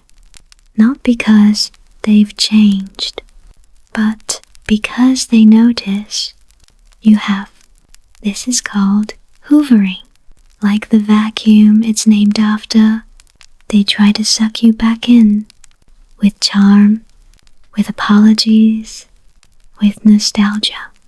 They might say, I miss you. I've been doing a lot of thinking. Let's talk like adults. But let me ask you this. Why didn't they miss you? When you were crying alone? Why didn't they want to talk? When you were begging to be heard? Why now? Because they don't miss you. They miss controlling the version of you that needed them. Here's the truth. They aren't reaching out because they love you. They're reaching out because your silence is louder than your pain ever was. They can feel you slipping. They can sense your detachment. And for someone who feeds on power and chaos, your indifference is starvation. So they come back, not to love you, but to reset the cycle. It starts with something harmless, a meme, a song you once shared, a just checking in. But their goal isn't reconnection, it's reassurance. They want to know they still live in your head, that you're still available, still wounded, still theirs. And if you respond, even with just a hello, they'll twist it. They'll use your softness as proof that they can re-enter your world. Don't mistake their sudden attention for regret. It's not a revelation. It's a tactic. They want your forgiveness without accountability. They want access without effort. They want you back, but only the version they could manipulate. The one who second-guessed everything. The one who blamed themselves.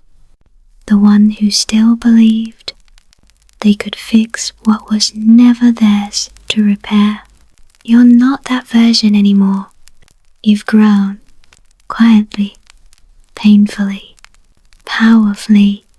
You've stitched yourself back together in the dark, without anyone clapping for you. You've learned to trust your own silence, to feel your own rhythms, to exist without the noise they brought into your life. And that, right there, is why they're back. Not because you're broken, but because you've begun to shine in places they try to dim. You don't owe them anything. Not closure, not kindness, not a reply. You can block, ignore, delete, walk away without a dramatic goodbye. That is your closure. The end isn't when they say so. It's when you stop opening doors to people who only come back when they need to feel powerful.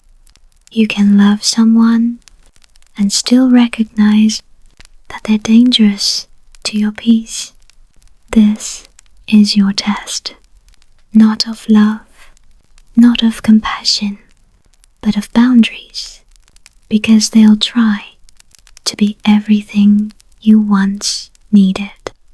They'll say all the right things. They'll mirror the person you hoped they were. But remember, they studied your wounds, so they'd know how to reopen them. This isn't about second chances. It's about whether you trust yourself enough to not go back to what burned you. So, if they text you, if they call, if they show up, you don't need to panic. You don't need to fight. You don't need to explain. Just whisper to yourself, that version of me is gone, and move forward, because you're not healing for the sake of being liked.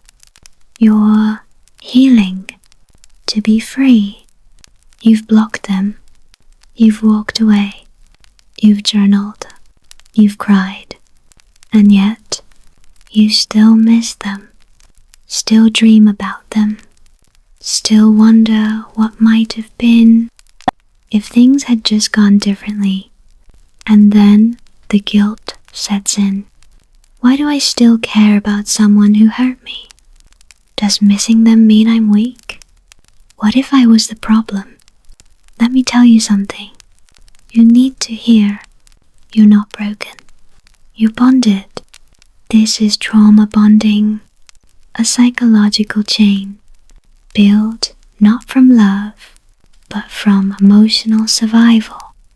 It's what happens when pain and affection are delivered by the same hands, when you're starved of consistency, but fed just enough crumbs to keep coming back, when your nervous system confuses chaos for connection. They weren't always cruel, were they? There were good moments. The way they looked at you, the way they apologized, the way they made you feel like you were the center of their universe right before they tore you down. That's what makes it so confusing, because it wasn't all bad. If it was, you'd have left sooner. But trauma bonding isn't built on constant abuse. It's built on intermittent reinforcement. Moments of kindness between long stretches of control. A cycle of reward and punishment until you became addicted to the possibility of good. Missing them doesn't mean you want to go back. It just means your nervous system is still wired for survival. You craved their approval because they trained you to. You stayed hopeful because you were conditioned to believe you didn't deserve better. But let me ask you this. When you missed them, did you miss them? Or the version of you that was still trying to make it work? It's okay to grieve. Not just the person, but the fantasy, the hope, the illusion of who you thought they were. You were loyal to a potential that never came. And that hurts in a place even love can't always reach. But grief doesn't mean regret. It means you cared deeply. It means your heart was open, vulnerable, alive, and that is nothing to be ashamed of. Your healing is not a straight line, it's a spiral. There will be days you feel light, strong, free, and there will be nights when the ache returns, sharp and unexpected. That doesn't mean you're going backward. It means your brain is still untangling the knot between love and pain. But every time you don't respond, every time you sit with the discomfort, every time you choose peace over longing, you are breaking the bond. You may never get the apology. You may never understand why they did what they did. You may never stop wondering what could have been, but you don't need those answers to be free. Closure isn't something they give you. It's a decision you make. When you stop arguing with the past, you don't need to hate them. You just need to choose not to hand them your future. So if today hurts, if you still miss them, if your heart feels heavy, breathe. You are not broken. You are healing from something that was never your fault. It's not weakness. It's the weight of surviving what you never deserved. But day by day, you're releasing the grip of a bond that was built in fear. You are remembering what love is supposed to feel like. Safe, steady, real. And you'll get there. Because the truth is, you are never missing them. You are missing your peace. Ever wonder why it felt like they were always 10 steps ahead?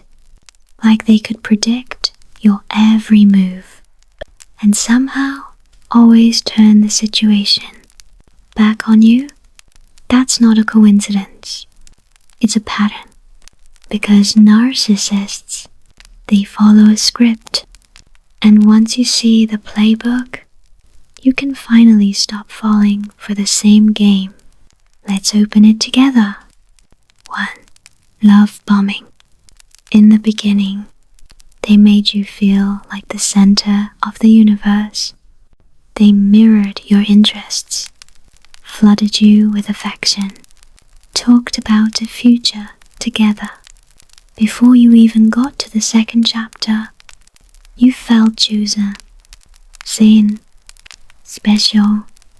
But that wasn't love, that was bait. A performance designed to lower your guard so they could step in and take control. 2. Devaluation. Then things started to shift. The compliments disappeared. The warmth cooled. You became the problem. They rolled their eyes at things they once adored. They compared you to their ex, their co-worker, a stranger on the internet, anyone but you. They picked fights over nothing, twisting your words, gaslighting your emotions. You walked on eggshells, wondering what version of them you'd get today. 3. Gaslighting. This one cuts the deepest. They didn't just hurt you. They convinced you you were hurting yourself. I never said that. You're too sensitive. You're making things up again. And over time, you begin to question your own reality. You lost trust in your own memory, your good instincts, your truth. Gaslighting isn't just manipulation, it's identity theft. In emotional form. 4. Triangulation. They brought others into the dynamic, not to resolve conflict, but to create confusion. They praised someone else, just to make you feel less. She never complains like you do. He understands me better. They'd mention an admirer, just to keep you on edge, always making you feel like you had to compete for their attention. That was never love. That was leverage. 5. Silent treatment. And when you finally stood up for yourself, they disappeared. No explanation. No closure. Just a cold wall of silence. You reached out, apologized, begged, even when you did nothing wrong, because silence from someone you love feels like suffocation. They knew that. That's why they used it. Not to create space, but to punish, to regain control by making you chase the connection they were withholding. 6. The smear campaign. And when you finally left, or even thought about leaving, they beat you to the narrative. Suddenly, you were the villain. They told half-truths, played the victim, made sure everyone knew their version of the story first. So when you tried to speak up, you were already discredited. They wanted to isolate you from anyone who might remind you of who you really are. That's not coincidence. That's strategy. 7. Hoovering. And just when you start to heal, move on, breathe freely, they come back. A message, a memory, a fake apology. I miss us. No one understands me like you. I've changed. But they haven't. They're just circling back to make sure you're still an option. Because narcissists don't miss you. They miss your supply. Understanding their tactics doesn't mean you're still trapped. It means you're waking up. It means you're putting down the shame, the confusion, the self-blame. It means you're reclaiming your story from someone who tried to rewrite it. And every time you recognize a tactic, every time you say, not this time, you're not just breaking free, you're becoming untouchable. So, if you've been caught in their playbook, it's not because you were foolish, it's because you were kind, empathetic, human. And now you're informed. And the moment you see the script, it stops working. You're not their character anymore. You're the author. You've survived the storm. Now it's time to rebuild. Because escaping the narcissist isn't the end of your story. It's the beginning of your healing. And healing doesn't happen overnight. It happens in layers. Like peeling away the lies they wrapped around your identity. So let's walk through it, gently, together. Step 1. Acknowledge the reality. Before anything else, you must name what happened. Not excuse it, not justify it, not blame yourself for it. Say it out loud. I was manipulated. I was emotionally abused. I lost myself. This is not about victimhood. It's about truth. And truth is your first step toward freedom. Step 2. Go no contact or low contact. It might feel harsh, cold, even cruel. But boundaries aren't cruel. They're necessary. Block them, mute them, resist the urge to check their updates. Every time you look back, you reopen the wound. Silence isn't revenge. It's medicine, and your nervous system needs that peace more than your heart needs closure. Step 3. Rebuild your self-trust. Narcissistic abuse trains you to doubt yourself. You learn to silence your intuition, your needs, your good. Now it's time to rebuild that trust. Start small. Ask yourself, what do I want to eat? What makes me feel safe? What do I know to be true? Then honor the answer, even if it feels foreign, even if you hesitate, because healing is coming home to yourself. Step 4. Feel the grief. Yes, grief, even if they were toxic, even if they hurt you. You lost something, an illusion, a dream, a version of love you desperately hoped was real. It's okay to miss them. It's okay to cry. Grief is not weakness. It's a natural response to something deeply unnatural. Let it move through you, without judgment, without shame. That's how pain exits the body. Step 5. Reconnect with safe people. Abuse isolates. Healing reconnects. You might have lost friends, family, yourself. But there are people who see you, hear you, believe you. Find them or let them find you.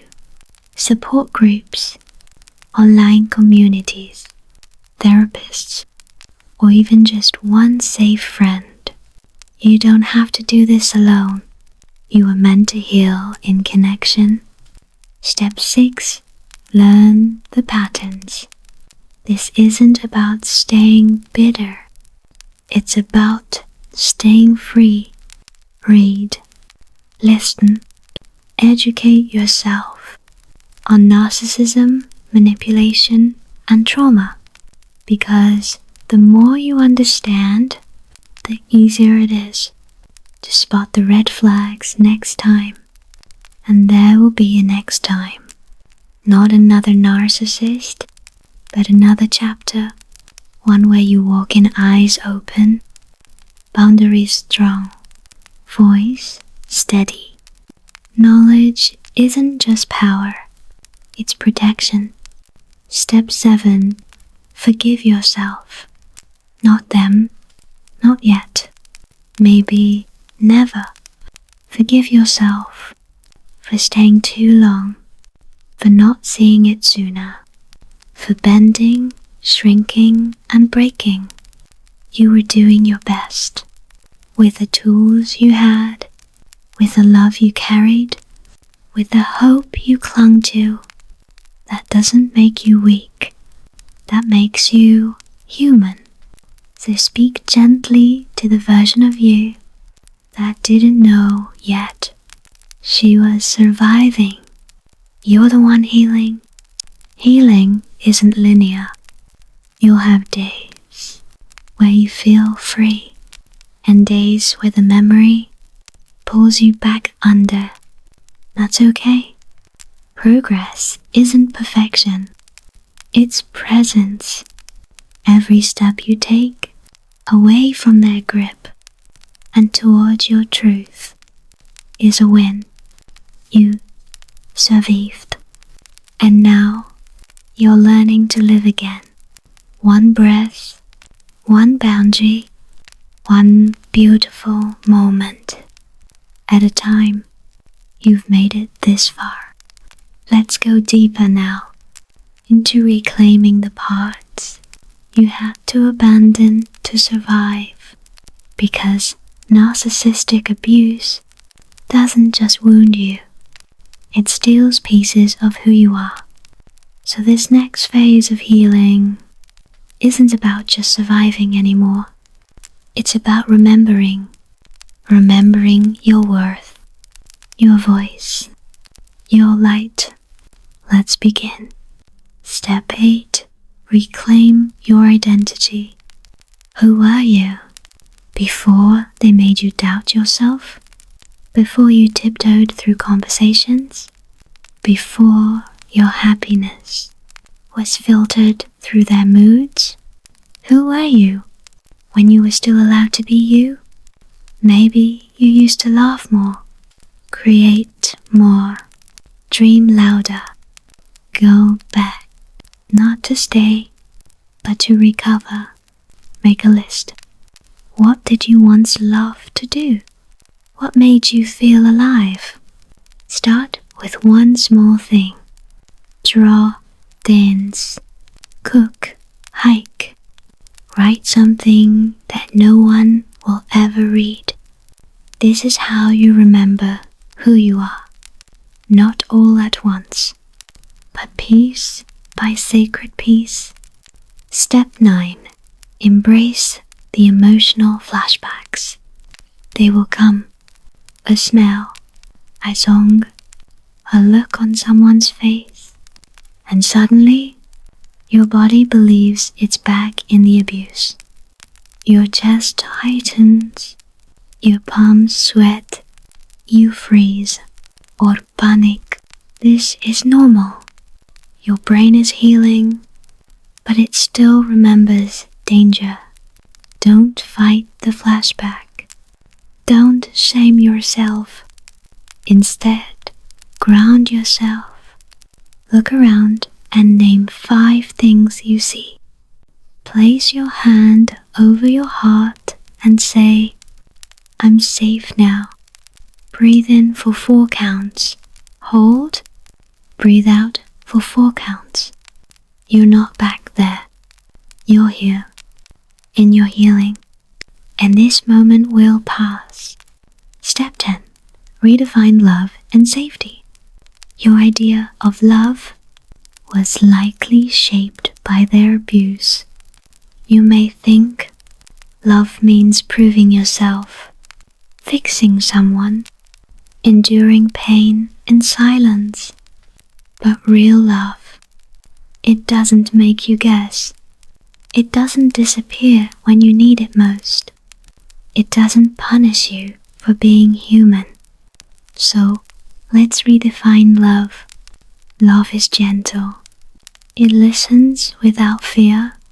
It honors boundaries. It celebrates your wholeness, not your compliance. Write down what you want love to feel like, because you deserve to choose again. Not just who you let in, but what you accept as love. Step 11. Cultivate self-compassion practices. The voice in your head was once theirs, critical, harsh, never satisfied. Now it's time to give that voice a new script. When you mess up, speak kindly to yourself. When you feel afraid, remind yourself of your strength. Try this mantra. I am healing. I am allowed to take my time. I am not who they said I was. Self-compassion is the soil where growth blooms. It's not a luxury. It's a lifeline. Step 12. Create new, safe rituals.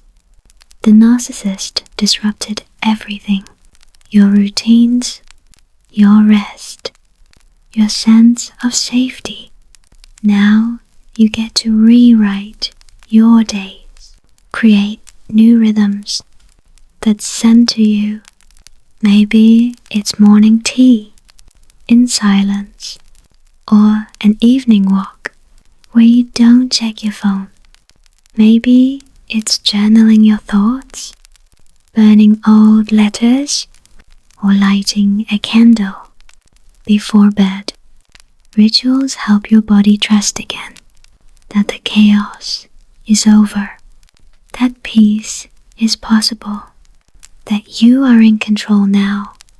Healing isn't about rushing. It's about feeling what you couldn't feel then and releasing it in safety now.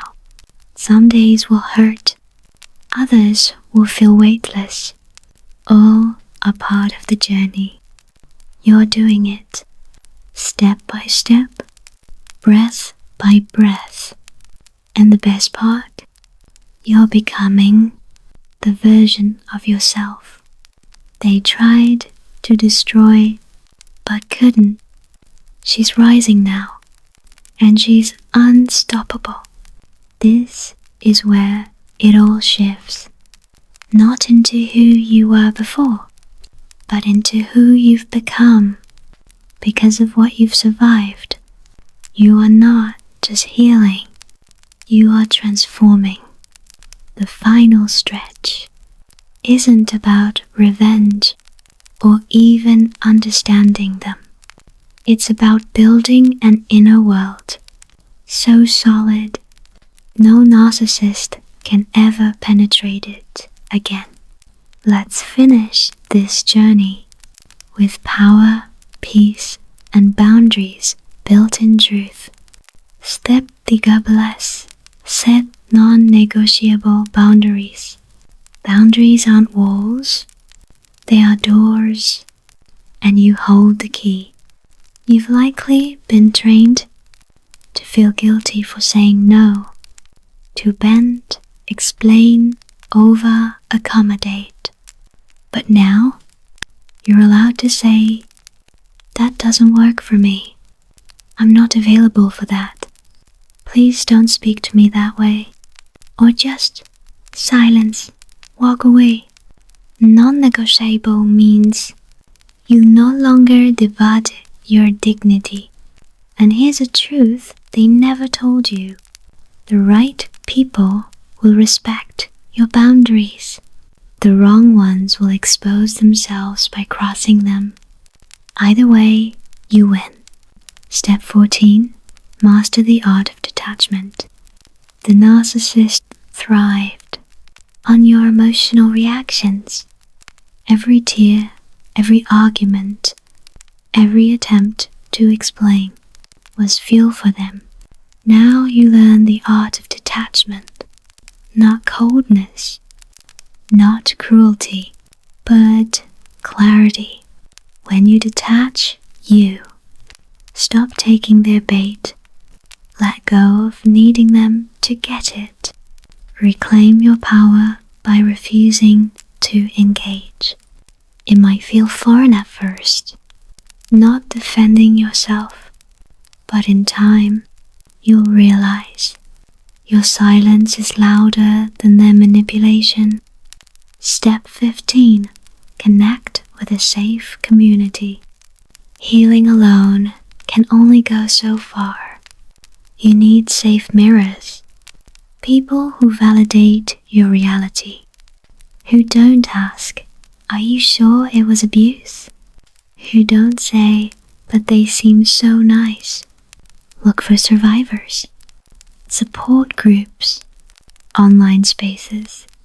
A trauma-informed therapist. Even one safe connection can rewire what you believe about humanity. The narcissist isolated you. Now you reconnect on your own terms, and you learn this powerful truth. You were never too much. You were just with someone who gave you too little. Step 16. Redefine success. The narcissist may have made you feel that success was about appearance, status, control. But now, you get to rewrite that. Real success might mean peace, waking up without fear, spending time with people who pour into you, making decisions that align with your soul. Maybe it's starting your own business, writing a book, or simply living a quiet life, free from chaos. There's no one version of healing. There's your version. Define it, claim it, celebrate it, even if no one claps. Especially then. Step 17. Forgive yourself. This might be the hardest and most healing step of all. Not forgiving them. You owe them nothing, but forgiving you for not leaving sooner, for going back, for believing their lies, for loving them more than yourself. Here's what I want you to know. You were surviving. You were conditioned. You were trauma bonded. You were human. You did what you knew to do at the time. Now you know better. And that's everything. So whisper this with me. I forgive myself. I was never the villain. I was the victim who chose to rise.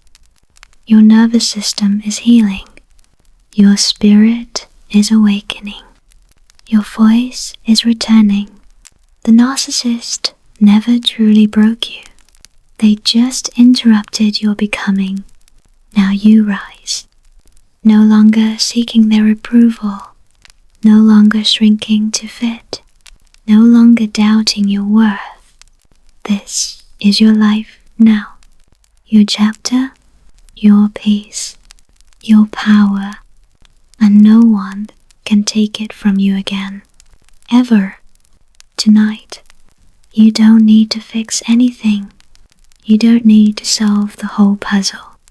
You don't need to have it all figured out. You are allowed to rest in the middle of becoming. You are allowed to sleep without fear in your chest.